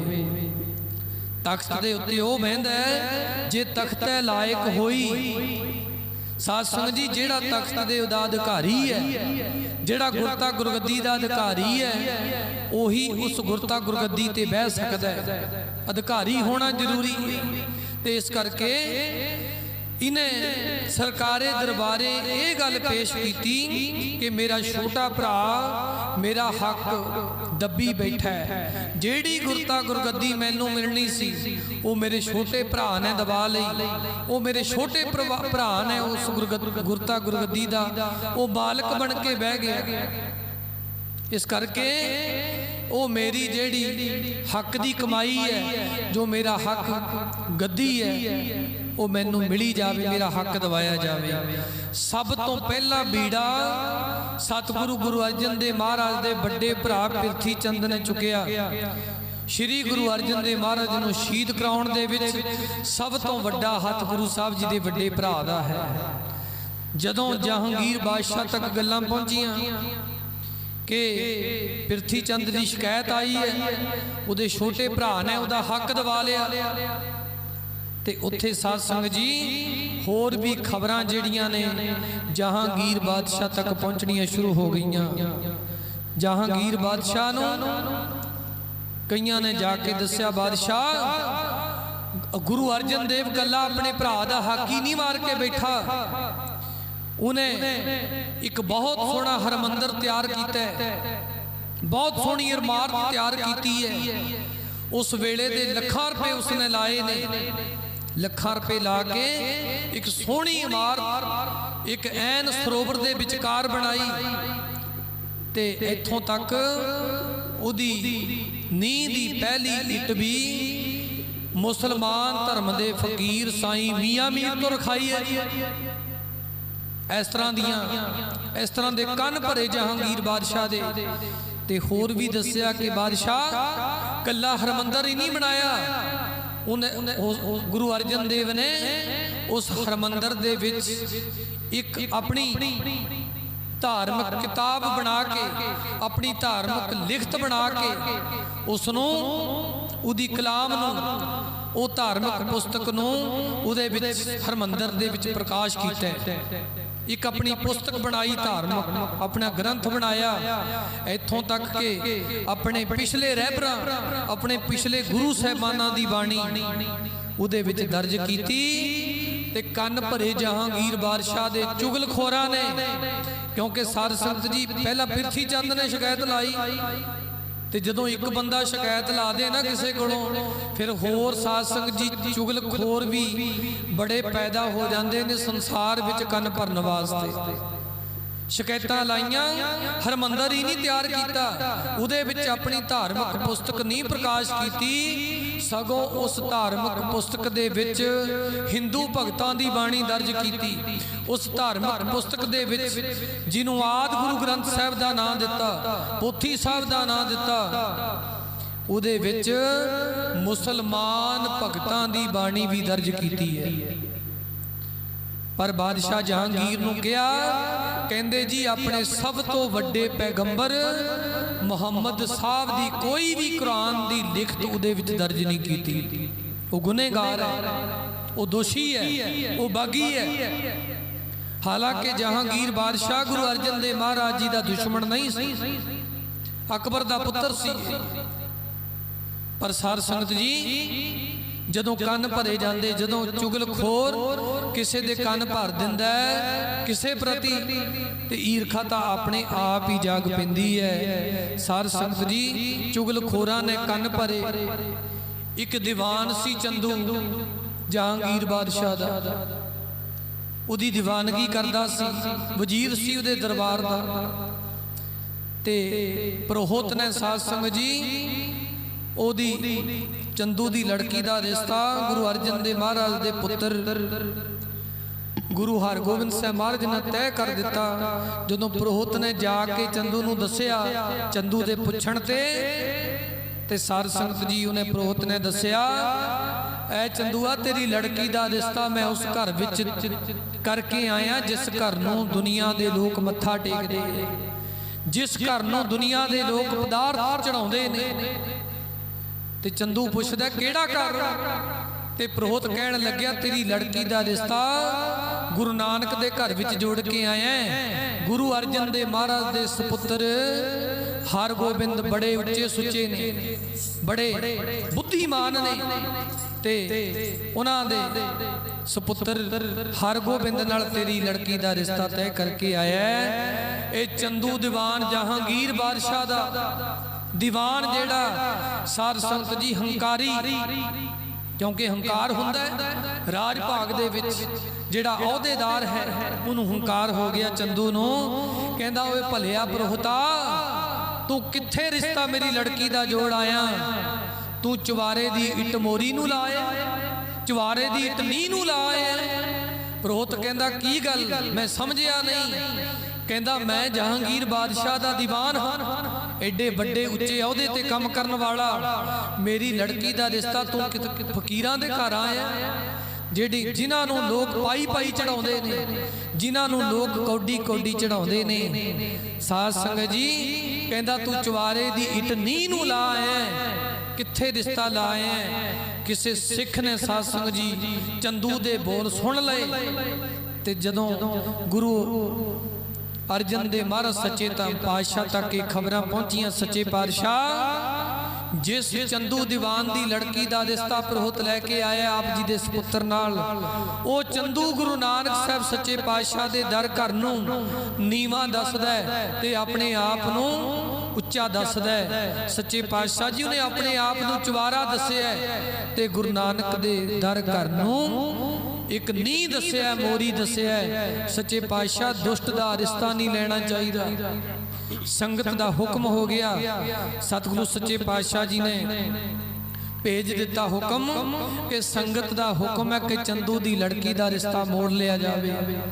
ਜਦੋਂ ਚੰਦੂ ਨੂੰ ਇਸ ਗੱਲ ਦਾ ਪਤਾ ਲੱਗਿਆ ਕਿ ਮੇਰੀ ਲੜਕੀ ਦਾ ਰਿਸ਼ਤਾ, ਭਾਵੇਂ ਕਿ ਸਾਧ ਸੰਗਤ ਜੀ ਆਪ ਹੀ ਉਹਨੇ ਕੁਹਾੜਾ ਮਾਰਿਆ ਸੀ ਆਪਣੇ ਹੱਥ ਤੇ, ਆਪਣੇ ਪੈਰ ਤੇ ਕੁਹਾੜਾ ਆਪ ਹੀ ਮਾਰਿਆ, ਪਰ ਬਾਅਦ ਦੇ ਵਿੱਚ ਜਦੋਂ ਗੁਰੂ ਸਾਹਿਬ ਮਹਾਰਾਜ ਜੀ ਵੱਲੋਂ ਇਨਕਾਰ ਆ ਗਿਆ ਸੰਗਤ ਦੇ ਕਹਿਣ ਤੇ ਚੰਦੂ ਬੜਾ ਲੋਹਾ ਲਾਖਾ ਹੋਇਆ ਕਿ ਮੇਰੀ ਲੜਕੀ ਦਾ ਰਿਸ਼ਤਾ ਪਹਿਲਾਂ ਤੈਅ ਕਰ ਦਿੱਤਾ ਤੇ ਹੁਣ ਮੋੜ ਦਿੱਤਾ। ਸਾਧ ਸੰਗਤ ਜੀ ਉਹਦੇ ਅੰਦਰ ਵੀ ਈਰਖਾ ਜਾਗੀ ਤੇ ਉਹਨੇ ਵੀ ਜਹਾਂਗੀਰ ਬਾਦਸ਼ਾਹ ਦੇ ਜਾ ਕੇ ਕੰਨ ਭਰੇ, ਆਖਣ ਲੱਗਿਆ ਬਾਦਸ਼ਾਹ ਜਿੱਥੇ ਗੁਰੂ ਅਰਜਨ ਦੇਵ ਮਹਾਰਾਜ ਨੇ, ਜਿੱਥੇ ਗੁਰੂ ਅਰਜਨ ਦੇਵ ਨੇ ਇੰਨੇ ਕੰਮ ਕੀਤੇ ਨੇ, ਆਪਣੇ ਭਰਾ ਦਾ ਹੱਕ ਮਾਰਿਆ, ਆਪਣਾ ਧਾਰਮਿਕ ਗ੍ਰੰਥ ਪ੍ਰਕਾਸ਼ ਕਰਕੇ ਉਹਦੀ ਬਾਣੀ, ਉਹਦਾ ਉਪਦੇਸ਼ ਸੰਗਤ ਤਾਈਂ ਦਿੰਦਾ ਹੈ, ਉੱਥੇ ਮੇਰੀ ਲੜਕੀ ਦਾ ਰਿਸ਼ਤਾ ਵੀ ਗੁਰੂ ਅਰਜਨ ਦੇਵ ਨੇ ਮੋੜਿਆ। ਐਸੇ ਦੁਸ਼ਟ ਨੂੰ, ਐਸੇ ਬਾਗੀ ਨੂੰ ਸਜ਼ਾ ਦੇਣੀ ਚਾਹੀਦੀ ਹੈ। ਤੇ ਸਾਧ ਸੰਗਤ ਜੀ ਗੁਰੂ ਗ੍ਰੰਥ ਸਾਹਿਬ ਜੀ ਮਹਾਰਾਜ ਦੀ ਬਾਣੀ ਨੇ ਐਸੇ ਪਾਪੀਆਂ ਦੀ ਬਾਬਤ ਲਿਖਿਆ ਵੀ ਹੈ, ਪਿਆਰ ਨਾਲ ਪੜੋ। ਕਰਦੇ ਹਾਏ ਹਾਏ ਪਾਪੀ ਪਾਪ ਕਮਾਵਦੇ, ਪਾਪੀ ਪਾਪ ਕਮਾਵਦੇ। ਕਰਦੇ ਹਾਏ ਹਾਏ ਪਾਪੀ ਪਾਪ ਕਮਾਵਦੇ, ਪਾਪੀ ਪਾਪ ਕਮਾਵਦੇ। ਕਰਦੇ ਹਾਏ ਹਾਏ ਪਾਪੀ ਪਾਪ ਕਮਾਵਦੇ, ਪਾਪੀ ਪਾਪ ਕਮਾਵਦੇ। ਕਰਦੇ ਹਾਏ ਹਾਏ ਪਾਪੀ ਪਾਪ, ਪਾਪੀ ਪਾਪ ਕਮਾਵਦੇ। ਕਰਦੇ ਹਾਏ ਹਾਏ ਪਾਪੀ ਪਾਪ ਕਮਾਵਦੇ, ਪਾਪੀ ਪਾਪ ਕਮਾਵਦੇ। ਕਰਦੇ ਹਾਏ ਹਾਏ ਪਾਪੀ ਪਾਪ ਕਮਾਵਦੇ, ਪਾਪੀ ਪਾਪ ਕਮਾਵਦੇ। ਪਾਪੀ ਪਾਪ ਕਮਾਵਦੇ, ਪਾਪੀ ਪਾਪ ਕਮਾਵਦੇ। ਪਾਪੀ ਪਾਪ ਕਮਾਵਦੇ, ਪਾਪੀ ਪਾਪ ਕਮਾਵਦੇ, ਪਾਪੀ ਪਾਪ ਕਮਾਵਦੇ, ਪਾਪੀ ਪਾਪ ਕਮਾਵਦੇ। ਕਰਦੇ ਹਾਏ ਹਾਏ ਪਾਪੀ ਪਾਪ ਕਮਾਵਦੇ, ਪਾਪੀ ਪਾਪ ਕਮਾਵਦੇ। ਕਰਦੇ ਹਾਏ ਹਾਏ ਪਾਪੀ ਪਾਪ ਕਮਾਵਦੇ, ਪਾਪੀ ਪਾਪ ਕਮਾਵਦੇ। ਕਰਦੇ ਹਾਏ ਹਾਏ ਪਾਪੀ ਪਾਪ ਕਮਾਵਦੇ, ਪਾਪੀ ਪਾਪ ਕਮਾਵਦੇ। ਪਾਪ ਹੈ पाप है तां बुरा पापी लोग कर देने पाप है तां बुरा पापी लोग कर देने पाप है तां बुरा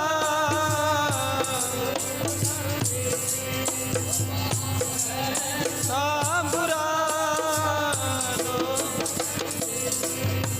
पाप है तां बुरा पापी लोग कर देने पाप है तां बुरा पापी लोग कर देने पाप है तां बुरा जी पापी लोग कमाਉਂਦੇ ਨੇ पाप है तां बुरा पापी लोग कमाਉਂਦੇ ਨੇ पाप है तां बुरा पापी लोग कर देने पाप है तां बुरा लोग कर देने पाप है तां बुरा पापी लोग कर देने पाप है तां बुरा पापी लोग कर देने ਗੁਰਬਾਣੀ ਨੇ ਪਾਪ ਨੂੰ ਬੁਰਾ ਦੱਸਿਆ ਹੈ, ਪਰ ਸਾਧ ਸੰਗਤ ਜੀ ਜਿਹੜੇ ਪਾਪੀ ਲੋਕ ਨੇ ਉਹ ਪਾਪ ਕਰਨੋਂ ਸਾਧ ਸੰਗਤ ਜੀ ਹਟਦੇ ਨਹੀਂ ਹੁੰਦੇ। ਸਾਧ ਸੰਗਤ ਜੀ ਸਾਰਿਆਂ ਨੇ ਜਦੋਂ ਜਹਾਂਗੀਰ ਬਾਦਸ਼ਾਹ ਦੇ ਕੰਨ ਭਰੇ ਮੈਂ ਸਮਾਪਤੀ ਕਰਾਂ ਤੇ ਜਹਾਂਗੀਰ ਬਾਦਸ਼ਾਹ ਨੂੰ ਵੀ ਲੱਗਿਆ ਕਿ ਗੁਰੂ ਅਰਜਨ ਦੇਵ ਮੇਰੀ ਬਾਦਸ਼ਾਹੀ ਨੂੰ ਢਾਹ ਲਾ ਰਿਹਾ ਹੈ। ਆਖੋ ਸਤਨਾਮ ਸ਼੍ਰੀ ਵਾਹਿਗੁਰੂ। ਫਿਕਰ ਪੈ ਗਿਆ ਕਿਤੇ ਮੇਰੀ ਬਾਦਸ਼ਾਹ ਨੂੰ ਢਾਹ ਤਾਂ ਨਹੀਂ ਲਾ ਰਿਹਾ। ਇੱਕ ਫਕੀਰ ਲੋਕ ਮੇਰੀ ਬਾਦਸ਼ਾਹੀ ਨੂੰ ਢਾਹ ਲਾਇਆ, ਮੇਰੇ ਬਰਾਬਰ ਖੜ ਗਿਆ, ਗ੍ਰੰਥ ਬਣਾ ਲਿਆ, ਲੋਕ ਪੂਜਣ ਲੱਗ ਪਏ। ਕੁਝ ਸਾਧ ਸੰਗਤ ਜੀ ਪਾਪੀ ਲੋਕਾਂ ਨੇ ਕੰਨ ਭਰੇ ਜਹਾਂਗੀਰ ਬਾਦਸ਼ਾਹ ਦੇ, ਉਹਨੂੰ ਵੀ ਸ਼ੱਕ ਹੋਣਾ ਸ਼ੁਰੂ ਹੋ ਗਿਆ ਕਿ ਵਾਕਈ ਗੁਰੂ ਅਰਜਨ ਦੇਵ ਸਰਕਾਰ ਦੇ ਵਿਰੁੱਧ ਹੋ ਕੇ, ਸਰਕਾਰ ਤੋਂ ਬਾਗੀ ਹੋ ਕੇ ਇਸ ਤਰ੍ਹਾਂ ਦੇ ਕੰਮ ਕਮਾਉਣੇ ਸ਼ੁਰੂ ਕਰ ਦਿੱਤੇ। ਵਾਕਈ ਉਹਨੇ ਆਪਣੇ ਭਰਾ ਦਾ ਹੱਕ ਮਾਰਿਆ। ਵਾਕਈ ਚੰਦੂ ਨੂੰ ਕਹਿੰਦਾ ਤੇਰੀ ਲੜਕੀ ਦਾ ਰਿਸ਼ਤਾ ਮੋੜ ਕੇ ਤੇਰੀ ਨੱਕ ਵੱਢ ਦਿੱਤੀ। ਵਾਕਈ ਆਪਣੇ ਧਰਮ ਗ੍ਰੰਥ ਦਾ ਪ੍ਰਕਾਸ਼ ਕਰਕੇ ਸਾਡੇ ਸਭ ਤੋਂ ਵੱਡੇ ਪੈਗੰਬਰ ਮੁਹੰਮਦ ਸਾਹਿਬ ਦੀ ਲਿਖਤ ਉਸ ਗ੍ਰੰਥ ਵਿੱਚ ਨਾਂ ਦਰਜ ਕਰਕੇ ਉਸਨੇ ਬਹੁਤ ਵੱਡਾ ਦਗਾ ਕਮਾਇਆ ਹੈ, ਬਹੁਤ ਵੱਡਾ ਅਪਰਾਧ ਕੀਤਾ ਹੈ। ਜਹਾਂਗੀਰ ਬਾਦਸ਼ਾਹ ਨੂੰ ਵੀ ਕਹਿਣਾ ਪੈ ਗਿਆ ਐਸੇ ਬਾਗੀ ਨੂੰ, ਐਸੇ ਅਪਰਾਧੀ ਨੂੰ ਲਾਹੌਰ ਦੀ ਧਰਤੀ ਤੇ ਬੁਲਾਇਆ ਜਾਵੇ। ਕੁਛ ਚੰਦੂ ਵਰਗਿਆਂ ਨੇ ਸਾਧ ਸੰਗਤ ਜੀ ਕੰਨ ਭਰੇ ਕਿ ਬਾਦਸ਼ਾਹ ਗੁਰੂ ਅਰਜਨ ਦੇਵ ਨੂੰ ਇੱਥੇ ਬੁਲਾਓ, ਉਤੋਂ ਸਾਰੇ ਸਵਾਲਾਂ ਦੇ ਜਵਾਬ ਪੁੱਛੋ। ਇੱਕ ਸਾਧ ਸੰਗਤ ਜੀ ਹੋਰ ਵੱਡਾ ਕਾਰਨ ਜਿਹੜਾ ਦਾਸ ਨੂੰ ਯਾਦ ਆ ਗਿਆ, ਜਹਾਂਗੀਰ ਬਾਦਸ਼ਾਹ ਦਾ ਪੁੱਤਰ ਸੁਲਹੀ ਖਾਂ ਜਿਹੜਾ ਜਹਾਂਗੀਰ ਬਾਦਸ਼ਾਹ ਤੋਂ ਬਾਗੀ ਹੋ ਗਿਆ ਸੀ, ਉਹ ਗੁਰੂ ਅਰਜਨ ਦੇਵ ਮਹਾਰਾਜ ਦੀ ਪਨਾਹ ਲੈ ਕੇ ਸ਼੍ਰੀ ਅੰਮ੍ਰਿਤਸਰ ਸਾਹਿਬ ਦੀ ਧਰਤੀ ਤੇ ਰਿਹਾ। ਗੁਰੂ ਅਰਜਨ ਦੇਵ ਮਹਾਰਾਜ ਨੇ ਉਹਨੂੰ ਪਨਾਹ ਦਿੱਤੀ, ਜੋ ਸ਼ਰਨ ਆਵੇ ਤਿਸ ਕੰਠ ਲਾਵੇ ਇਹ ਬਿਰਧ ਸੁਆਮੀ ਸੰਦਾ। ਗੁਰੂ ਅਰਜਨ ਦੇਵ ਦੀ ਸ਼ਰਨ ਵਿੱਚ ਰਹਿ ਕੇ ਸਰਸ ਸੁਲਹੀ ਖਾਂ ਨਹੀਂ, ਉਹ ਪੁੱਤਰ ਸੀ ਉਹਦਾ, ਦਾਸ ਨਾਮ ਭੁੱਲ ਗਿਆ, ਸ਼ਾਇਦ ਸਿੰਘਾਂ ਨੂੰ ਯਾਦ ਹੋਵੇ, ਜੋ ਜਹਾਂਗੀਰ ਬਾਦਸ਼ਾਹ ਦਾ ਪੁੱਤਰ ਸੀ ਉਹ। ਤੇ ਸਾਧ ਸੰਗਤ ਜੀ ਉਹ ਹਾਂਜੀ ਸਹਿਜਾਦਾ ਖੁਸਰੋ, ਅਮੀਰ ਖੁਸਰੋ ਉਹਦਾ ਨਾਮ ਸੀ। ਅਮੀਰ ਖੁਸਰੋ ਜਹਾਂਗੀਰ ਬਾਦਸ਼ਾਹ ਦਾ ਪੁੱਤਰ ਹੈ, ਸਾਹਿਬਜ਼ਾਦਾ ਹੈ। ਉਹ ਆਪਣੇ ਪਿਤਾ ਤੋਂ ਬਾਗੀ ਹੋ ਕੇ ਗੁਰੂ ਅਰਜਨ ਦੇਵ ਮਹਾਰਾਜ ਦੀ ਸ਼ਰਨ ਚ ਆਇਆ। ਸਤਿਗੁਰੂ ਮਹਾਰਾਜ ਜੀ ਨੇ ਉਹਨੂੰ ਸ਼ਰਨ ਦਿੱਤੀ, ਉਹਨੂੰ ਭੋਜਨ ਪਾਣੀ ਛਕਾਇਆ, ਰਸਤ ਪਾਣੀ ਦਿੱਤਾ, ਕੁਛ ਮਾਲੀ ਸਹਾਇਤਾ ਦਿੱਤੀ, ਪੈਸੇ ਆਦਿਕ ਦਿੱਤੇ। ਉਹ ਖਬਰਾਂ ਵੀ ਜਹਾਂਗੀਰ ਬਾਦਸ਼ਾਹ ਤੱਕ ਪਹੁੰਚੀਆਂ ਤੇ ਜਦੋਂ ਸਾਰੀਆਂ ਖਬਰਾਂ ਪਹੁੰਚੀਆਂ ਤੇ ਬਾਗੀ ਕਰਾਰ ਦੇ ਕੇ, ਅਪਰਾਧੀ ਕਰਾਰ ਦੇ ਕੇ, ਭਾਵੇਂ ਗੁਰੂ ਅਰਜਨ ਦੇਵ ਮਹਾਰਾਜ ਜੀ ਦਾ ਕੋਈ ਕਸੂਰ ਨਹੀਂ ਸੀ, ਉਹ ਤਾਂ ਸਾਧ ਸੰਗਤ ਜੀ ਗੁਰੂ ਨਾਨਕ ਦੀ ਸਿੱਖੀ ਦਾ ਪ੍ਰਚਾਰ ਸ਼ਾਂਤੀ ਨਾਲ ਕਰ ਰਹੇ ਸੀ, ਸਹਿਜ ਨਾਲ ਕਰ ਰਹੇ ਸੀ। ਕੋਈ ਗੁਨਾਹ ਗੁਰੂ ਅਰਜਨ ਦੇਵ ਮਹਾਰਾਜ ਦਾ ਨਹੀਂ ਸੀ। ਕੋਈ ਅਪਰਾਧ ਗੁਰੂ ਅਰਜਨ ਦੇਵ ਮਹਾਰਾਜ ਦਾ ਨਹੀਂ ਸੀ। ਉਸ ਸ਼ਾਂਤੀ ਦੀ ਮੂਰਤ ਨੂੰ, ਉਸ ਤਿਆਗ ਦੀ ਮੂਰਤ ਨੂੰ ਸਾਧ ਸੰਗਤ ਜੀ ਲਾਹੌਰ ਦੀ ਧਰਤੀ ਦੇ ਉੱਤੇ ਸੱਦੇ ਸਾਧ ਸੰਗਤ ਜੀ ਬੁਲਾਉਣ ਦਾ ਇਹ ਪੈਂਤਰਾ ਸ਼ੁਰੂ ਹੋਇਆ। ਜਹਾਂਗੀਰ ਬਾਦਸ਼ਾਹ ਨੂੰ ਵੀ ਲੱਗਿਆ ਉਹਨੂੰ ਬੁਲਾਉਣਾ ਚਾਹੀਦਾ ਗੁਰੂ ਅਰਜਨ ਦੇਵ ਨੂੰ, ਤੇ ਸਾਧ ਸੰਗਤ ਜੀ ਸਿਪਾਹੀ ਭੇਜ ਕੇ, ਆਪਣੇ ਅਹੁਦੇਦਾਰ ਭੇਜ ਕੇ ਇਹ ਗੱਲ ਆਖੀ ਗਈ ਕਿ ਜਾ ਕੇ ਗੁਰੂ ਅਰਜਨ ਦੇਵ ਨੂੰ ਕਹੋ ਕਿ ਤੈਨੂੰ ਲਾਹੌਰ ਦੀ ਧਰਤੀ ਦੇ ਉੱਤੇ ਜਹਾਂਗੀਰ ਬਾਦਸ਼ਾਹ ਦੇ ਦਰਬਾਰ ਵਿੱਚ ਪੇਸ਼ ਹੋਣਾ ਪੈਣਾ ਹੈ। ਸਾਧ ਸੰਗਤ ਜੀ ਜਹਾਂਗੀਰ ਬਾਦਸ਼ਾਹ ਦੇ ਹੁਕਮ ਨੂੰ ਲੈ ਕੇ ਤੇ ਅਹੁਦੇਦਾਰ ਲਾਹੌਰ ਤੋਂ ਸ਼੍ਰੀ ਅੰਮ੍ਰਿਤਸਰ ਸਾਹਿਬ ਦੀ ਧਰਤੀ ਤੇ ਵੱਲ ਰਵਾਨਾ ਹੁੰਦੇ ਨੇ। ਗੁਰੂ ਅਰਜਨ ਦੇਵ ਮਹਾਰਾਜ ਨੂੰ ਸਾਰਾ ਕੁਝ ਪਤਾ ਹੈ ਕਿ ਜੇਕਰ ਸਾਰਿਆਂ ਨੇ ਜਹਾਂਗੀਰ ਬਾਦਸ਼ਾਹ ਦੇ ਕੰਨ ਭਰੇ ਨੇ, ਸਾਨੂੰ ਲਾਹੌਰ ਸੱਦਿਆ ਜਾਵੇਗਾ। ਸਾਰੀ ਸੰਗਤ ਨੂੰ ਇਕੱਤਰ ਕਰਕੇ ਗੁਰੂ ਅਰਜਨ ਦੇਵ ਮਹਾਰਾਜ ਨੇ ਇਹ ਗੱਲ ਆਖੀ ਕਿ ਸੰਗਤ ਜੀ ਹੁਣ ਸਾਨੂੰ ਬੁਲਾਵਾ 1-2 ਦਿਨਾਂ ਦੇ ਵਿੱਚ ਆਉਣ ਹੀ ਵਾਲਾ ਹੈ, ਅਸੀਂ ਲਾਹੌਰ ਦੀ ਧਰਤੀ ਤੇ ਚਲੇ ਜਾਣਾ ਹੈ। ਇਹ ਵੀ ਗੱਲ ਤੁਹਾਨੂੰ ਆਖ ਦਿੰਨੇ ਆ, ਇੱਕ ਵਾਰ ਲਾਹੌਰ ਦੀ ਧਰਤੀ ਤੇ ਜਾ ਕੇ ਦੂਸਰੀ ਵਾਰ ਅਸੀਂ ਸ਼੍ਰੀ ਅੰਮ੍ਰਿਤਸਰ ਦੀ ਧਰਤੀ ਤੇ ਵਾਪਸ ਮੁੜ ਕੇ ਨਹੀਂ ਆਉਣਾ। ਇਸ ਤਰ੍ਹਾਂ ਸਤਿਗੁਰੂ ਜੀ ਸੰਗਤ ਨੂੰ ਸੰਬੋਧਨ ਕਰ ਰਹੇ ਨੇ। ਉਧਰੋਂ ਜਹਾਂਗੀਰ ਬਾਦਸ਼ਾਹ ਦੇ ਅਹੁਦੇਦਾਰ ਗੁਰੂ ਅਰਜਨ ਦੇਵ ਮਹਾਰਾਜ ਨੂੰ ਗ੍ਰਿਫਤਾਰ ਕਰਨ ਵਾਸਤੇ ਸ਼੍ਰੀ ਅੰਮ੍ਰਿਤਸਰ ਸਾਹਿਬ ਦੀ ਧਰਤੀ ਤੇ ਚਾਲੇ ਪਾਏ। ਉਹਨਾਂ ਨੇ ਉਧਰੋਂ ਆ ਰਹੇ ਨੇ। ਰਹਿੰਦੀਆਂ ਵਿਚਾਰਾਂ ਕੱਲ ਨੂੰ ਕਰਾਂਗੇ। ਉੱਥੇ ਮਹਾਂਪੁਰਖ ਬਾਬਾ ਗੁਰਦੀਪ ਸਿੰਘ ਜੀ ਭਾਨਰੀ ਵਾਲੇ ਮਹਾਂਪੁਰਖ, ਜਿਨ੍ਹਾਂ ਦਾ ਜੀਵਨ ਵੀ ਬੜਾ ਉੱਚਾ ਤੇ ਸੁੱਚਾ ਜੀਵਨ ਸੀ, ਸਾਦਗੀ ਵਾਲਾ ਜੀਵਨ ਸੀ। ਦਾਸ ਨੇ ਵੀ ਉਹਨਾਂ ਦੇ ਦਰਸ਼ਨ ਕੀਤੇ। ਉਹਨਾਂ ਕੋਲ ਸਮਾਂ ਰਹਿਣ ਦਾ ਸਾਧ ਸੰਗਤ ਜੀ ਸਮਾਂ ਬਖਸ਼ਿਸ਼ ਹੋਇਆ। ਨੇੜਿਓਂ ਦੇਖਿਆ ਬਾਬਾ ਗੁਰਦੀਪ ਸਿੰਘ ਉਹਨਾਂ ਨੂੰ। ਉਹਨਾਂ ਦਾ ਵੀ ਸਮੁੱਚਾ ਜੀਵਨ ਸਾਦਗੀ ਵਾਲਾ ਜੀਵਨ ਸੀ, ਸਾਦਾ ਜੀਵਨ ਬਤੀਤ ਕਰਦੇ ਸੀ, ਭੋਲੇ ਭਾਲੇ ਸਨ, ਸਾਰਿਆਂ ਨਾਲ ਪਿਆਰ ਕਰਨ ਵਾਲੇ ਸਨ। ਸਾਧ ਸੰਗਤ ਜੀ ਉਹ ਗੁਰੂ ਅਰਜਨ ਦੇਵ ਮਹਾਰਾਜ ਜੀ ਦੇ ਜੀਵਨ ਵਰਗਾ ਜੀਵਨ ਜਿੱਥੇ, ਕਿਉਂਕਿ ਜਿਵੇਂ ਗੁਰੂ ਦਾ ਜੀਵਨ ਹੁੰਦਾ ਹੈ ਉਵੇਂ ਗੁਰੂ ਦੇ ਪਿਆਰਿਆਂ ਦਾ ਜੀਵਨ ਹੁੰਦਾ ਹੈ। ਗੁਰੂ ਦੇ ਪਿਆਰੇ ਗੁਰੂ ਦੇ ਸਾਧ ਸੰਗਤ ਜੀ ਜੀਵਨ ਤੋਂ ਸੇਧ ਲੈ ਕੇ ਆਪਣਾ ਜੀਵਨ ਬਣਾਉਂਦੇ ਨੇ। ਉਹਨਾਂ ਮਹਾਂਪੁਰਖਾਂ ਦੀ ਬਾਬਤ ਵੀ ਔਰ ਗੁਰੂ ਅਰਜਨ ਦੇਵ ਮਹਾਰਾਜ ਦੀ ਸ਼ਹੀਦੀ ਦੀ ਬਾਬਤ ਸਾਂਝੀਆਂ ਜੀਆਂ ਵਿਚਾਰਾਂ ਭੋਗ ਤੋਂ ਉਪਰੰਤ ਕਰਾਂਗੇ। 9:15 ਤਕਰੀਬਨ 9:30 ਭੋਗ ਪੈ ਜਾਣਗੇ। 9:30 ਤੋਂ 10:30 ਤੱਕ ਸਾਰੀ ਕੀਰਤਨ ਦੀ ਸਾਰੀ ਸਮਾਪਤੀ ਹੋ ਜਾਣੀ ਹੈ, ਕਿਉਂਕਿ ਕੀਰਤਨੀ ਜਥੇ ਨੇ ਕੱਲ ਨੂੰ ਇੱਕ ਹੋਰ ਨਗਰ ਦੇ ਵਿੱਚ ਕੀਰਤਨ ਕਰਨ ਜਾਣਾ। ਉਸ ਤੋਂ ਬਾਅਦ ਇਸ ਕਰਕੇ ਸਮੇਂ ਸਿਰ ਸਮਾਪਤੀ ਹੋ ਜਾਣੀ ਹੈ। ਸਾਰੀ ਸੰਗਤ ਜਿੱਥੇ ਤੱਕ ਆਵਾਜ਼ ਜਾਂਦੀ ਹੈ, ਬਾਬਾ ਹਰਨੇਕ ਸਿੰਘ ਜੀ ਵੱਲੋਂ ਸਾਰੇ ਅਸਥਾਨ ਵੱਲੋਂ ਸਾਰੇ ਨਗਰ ਨੂੰ ਸਾਂਝਾ ਸੱਦਾ ਹੈ ਭਾਈ, ਗੁਰੂ ਘਰ ਦੇ ਨਾਤੇ, ਕਿਉਂਕਿ ਗੁਰੂ ਘਰ ਸਾਰਿਆਂ ਦਾ ਸਾਂਝਾ ਹੈ। ਗੁਰੂ ਦਾ ਦਰਬਾਰ ਸਾਰਿਆਂ ਦਾ, 4 ਵਰਨਾ ਕੋ ਸਾਂਝਾ ਹੀ ਹੈ। ਇੱਥੇ ਸਾਰਿਆਂ ਨੂੰ ਆਉਣਾ ਚਾਹੀਦਾ ਹੈ। ਸੋ ਇਹ ਜਿਹੜਾ ਸਾਲ ਦਾ ਸਮਾਗਮ ਰੱਖਿਆ ਜਾਂਦਾ ਹੈ ਸਾਰੇ ਸਰਬੱਤ ਦੇ ਭਲੇ ਵਾਸਤੇ ਹੈ। ਇਹਦੇ ਵਿੱਚ ਕੋਈ ਸਾਧ ਸੰਗਤ ਦੀ ਮੁਨਾਫਾ ਨਹੀਂ ਹੋਣਾ। ਇਹ ਨਹੀਂ ਵੀ ਬਾਬਿਆਂ ਕੋਲ ਬਹੁਤੀ ਮਾਇਆ ਇਕੱਠੀ ਹੋ ਜਾਣੀ ਸਮਾਗਮ ਕਰਕੇ। ਕਈ ਤਾਂ ਸਾਧ ਸੰਗਤ ਛਬੀਲਾਂ ਲਾਉਂਦੇ ਨੇ, ਸਮਾਗਮ ਕਰਦੇ ਨੇ, ਇਹ ਗੱਲ ਨੂੰ ਮੁੱਖ ਰੱਖ ਕੇ ਵੀ ਨਾਲੇ ਸਮਾਗਮ ਹੋ ਜਾਊਗਾ ਨਾਲੇ 4 ਪੈਸੇ ਹੋਰ ਹੋ ਜਾਣਗੇ। ਇਹ ਮੰਤਵ ਨਹੀਂ ਹੈ। ਇਹ ਤਾਂ ਸਰਬੱਤ ਦੇ ਭਲੇ ਵਾਸਤੇ ਹੈ। ਤੇ ਜਿਹੜੇ ਅਸੀਂ ਸਾਧ ਸੰਗਤ ਜੀ 10, 20, 50, 100 ਦੇਣੇ ਨੇ, ਉਹ ਗੁਰੂ ਨਾਨਕ ਦੇ ਘਰ ਵਿੱਚ ਸਾਡਾ ਦਸਵੰਧ ਨਿਕਲ ਜਾਣਾ ਹੈ, ਉਹ ਸਾਡੇ ਦਸਵੰਧ ਵਿੱਚ ਪੈ ਜਾਣੇ ਨੇ। ਤੇ ਜਿੰਨੇ ਕੁ ਪੈਸੇ ਅਸੀਂ ਦੇਣੇ ਨੇ ਉਨਾ ਕੁ ਤਾਂ ਅਸੀਂ ਉੱਥੇ ਆ ਕੇ ਖਾ ਵੀ ਜਾਣਾ ਹੈ। ਸੋ ਇਸ ਕਰਕੇ ਇਹ ਸਾਰਾ ਜਿਹੜਾ ਸਾਲ ਦਾ ਸਮਾਗਮ ਰੱਖਿਆ ਜਾਂਦਾ ਹੈ, ਜਿੱਥੇ ਗੁਰੂ ਅਰਜਨ ਦੇਵ ਜੀ ਦਾ ਸ਼ਹੀਦੀ ਦਿਵਸ, ਉੱਥੇ ਬਾਬਾ ਗੁਰਦੀਪ ਸਿੰਘ ਜੀ ਭਾਨਰੀ ਵਾਲੇ ਮਹਾਂਪੁਰਖਾਂ ਦੀ ਪਵਿੱਤਰ ਯਾਦ, ਜਿਨ੍ਹਾਂ ਨੇ ਅਸਥਾਨ ਦੀ ਸ਼ੁਰੂਆਤ ਕੀਤੀ ਹੈ, ਸੋ ਉਹਨਾਂ ਦੀ ਵੀ ਯਾਦ ਇਹ ਹਰ ਸਾਲ ਤੇ ਇਹ ਸਥਾਨ ਵੱਲੋਂ ਮਨਾਈ ਜਾਂਦੀ ਹੈ। ਤੇ ਸਾਨੂੰ ਸਾਰਿਆਂ ਨੂੰ ਇਹ ਵੱਧ ਚੜ ਕੇ ਹੁਮ ਹਮਾ ਕੇ ਜਿੱਥੇ ਆਪਾਂ ਪਹੁੰਚਣਾ ਚਾਹੀਦਾ, ਸਾਨੂੰ ਉੱਥੇ ਸੇਵਾਵਾਂ ਵੀ ਤਨ ਮਨ ਧਨ ਦੇ ਨਾਲ ਕਰਨੀਆਂ ਚਾਹੀਦੀਆਂ ਨੇ। ਸਾਧ ਸੰਗਤ ਜੀ ਕਈ ਪਿੰਡਾਂ ਵਿੱਚ ਲੋਚਦੇ ਨੇ ਕਿ ਸਾਡੇ ਪਿੰਡ 'ਚ ਸਮਾਗਮ ਹੋਵੇ, ਅਸੀਂ ਹੱਸ ਹੱਸ ਕੇ ਸੇਵਾ ਕਰੀਏ, ਗੁਰੂ ਦੇ ਦਰਬਾਰ 'ਚ ਬਾਣੀ ਸੁਣੀਏ, ਕੀਰਤਨ ਕਥਾ ਸੁਣੀਏ।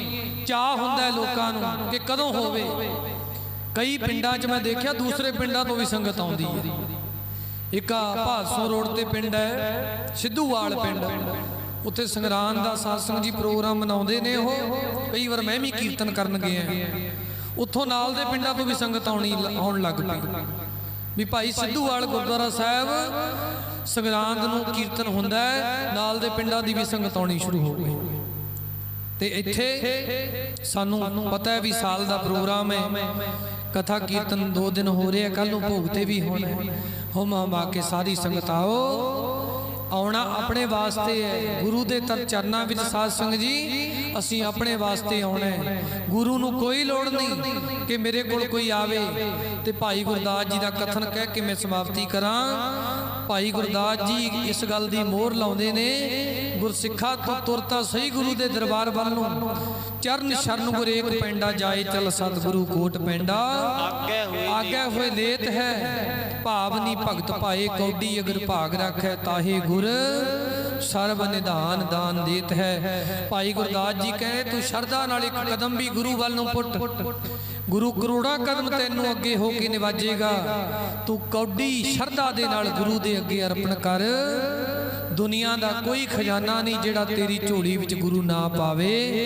ਐਸਾ ਗੁਰੂ ਸਾਧ ਸੰਗਤ ਜੀ ਐਸਾ ਦਾਤਾ ਹੈ, ਦੇਣ ਵਾਲਾ ਹੈ। ਅਸੀਂ ਜੇਕਰ ਗੁਰੂ ਦੇ ਦਰਬਾਰ ਵਿੱਚ ਆਉਣਾ ਹੈ, ਉਹ ਅਸੀਂ ਆਪਣੇ ਭਲੇ ਵਾਸਤੇ ਹੀ ਆਉਣਾ ਹੈ। ਜਦੋਂ ਅਸੀਂ ਪਿਆਰ ਨਾਲ ਗੁਰੂ ਦੇ ਦਰਬਾਰ ਚ ਆਉਂਦੇ ਹਾਂ ਤੇ ਗੁਰੂ ਸਾਧ ਸੰਗਤ ਜੀ ਬਰਕਤਾਂ ਦੇ ਨਾਲ ਸਾਡੀਆਂ ਝੋਲੀਆਂ ਭਰਦੇ ਨੇ। ਸੋ ਆਓ ਸਮਾਗਮ ਦੇ ਵਿੱਚ ਹਾਜ਼ਰੀਆਂ ਭਰ ਕੇ ਆਪਣੇ ਜੀਵਨ ਨੂੰ ਸਫਲ ਕਰੀਏ।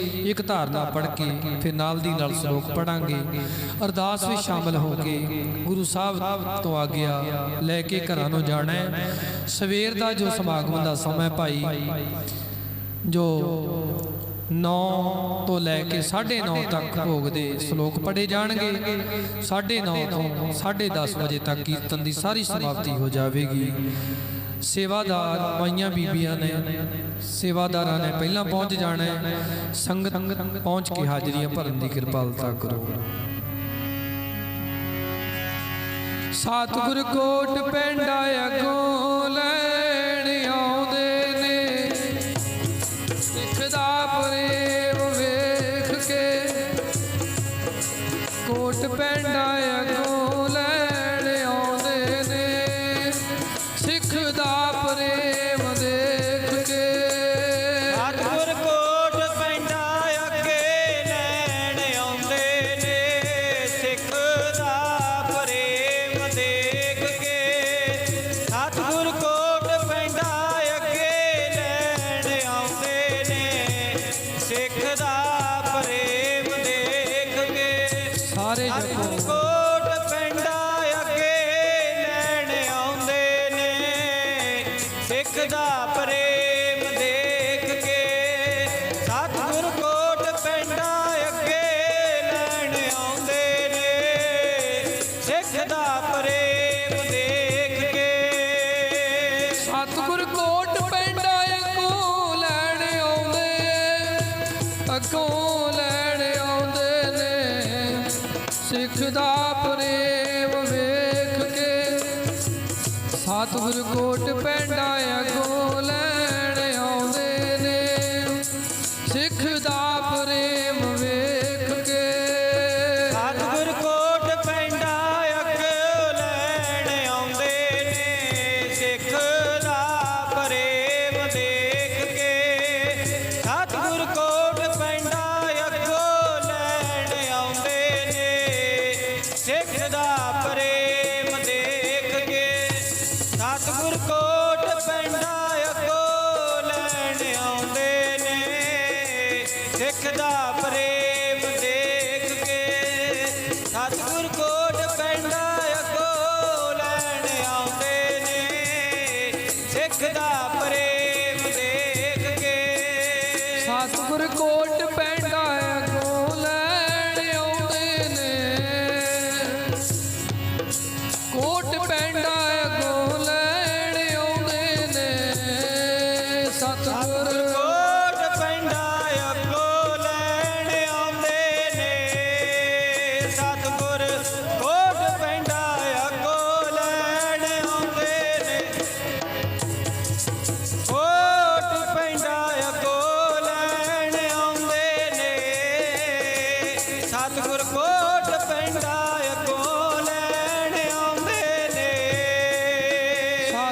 ਕੋਟ ਪੈਂਡਾ ਅੱਗੋਂ ਲੈਣ ਆਉਂਦੇ ਨੇ ਵੇਖ ਕੇ ਸਤਿਗੁਰ ਕੋਟ ਪੈਂਡਾ ਅੱਗੋਂ ਲੈਣ ਆਉਂਦੇ ਨੇ ਸਿੱਖ ਦਾ ਪ੍ਰੇਮ ਦੇਖ ਕੇ ਸਤਿਗੁਰ ਕੋਟ ਪਿੰਡਾ ਅੱਗੋਂ ਲੈਣ ਆਉਂਦੇ ਨੇ ਸਿੱਖ ਦਾ ਪ੍ਰੇਮ ਵੇਖ ਕੇ ਸਤਿਗੁਰ ਸਤਿਗੁਰ ਕੋਟ ਪਿੰਡਾ ਅੱਗੋਂ ਲੈਣ ਆਉਂਦੇ ਨੇ ਸਿੱਖ ਦਾ ਪ੍ਰੇਮ ਦੇਖ ਕੇ ਆਏ ਪ੍ਰਭ ਸਰਣਾਗਤੀ ਕਿਰਪਾ ਨਿਤ ਦਿਆਲ ਏਕ ਅੱਖਰ ਹਰ ਮਨ ਵਸਤ ਨਾਨਕ ਹੋਤ ਨਿਹਾਲ ਪਾਵਨ ਗੁਰੂ ਪਾਣੀ ਪਿਤਾ ਮਾਤਾ ਤਤ ਮਹਤ ਨਿਮਤ ਰਾਤ ਦੁਇ ਦਾਈ ਦਇਆ ਖੇਲੇ ਸਗਲ ਜਗਤ ਚੰਗਿਆਈਆਂ ਬੁਰਿਆਈਆਂ ਵਾਚੈ ਧਰਮ ਹਦੂਰ ਕਰਮੀ ਆਪੋ ਆਪਣੀ ਕੇ ਨੇੜੇ ਕੇ ਦੂਰ ਜਿਨੀ ਨਾਮ ਤੇ ਆਇਆ ਗਏ ਮਸਕਤ ਕਾਲ ਨਾਨਕ ਤੇ ਮੁਖ ਉਜਲੇ ਖੇਤੀ ਜੁਤੀ ਨਾਲ ਬੋਲੋ ਵਾਹਿਗੁਰੂ ਜੀ ਕਾ ਖਾਲਸਾ ਵਾਹਿਗੁਰੂ ਜੀ ਕੀ ਫਤਿਹ ਫਤਿਹ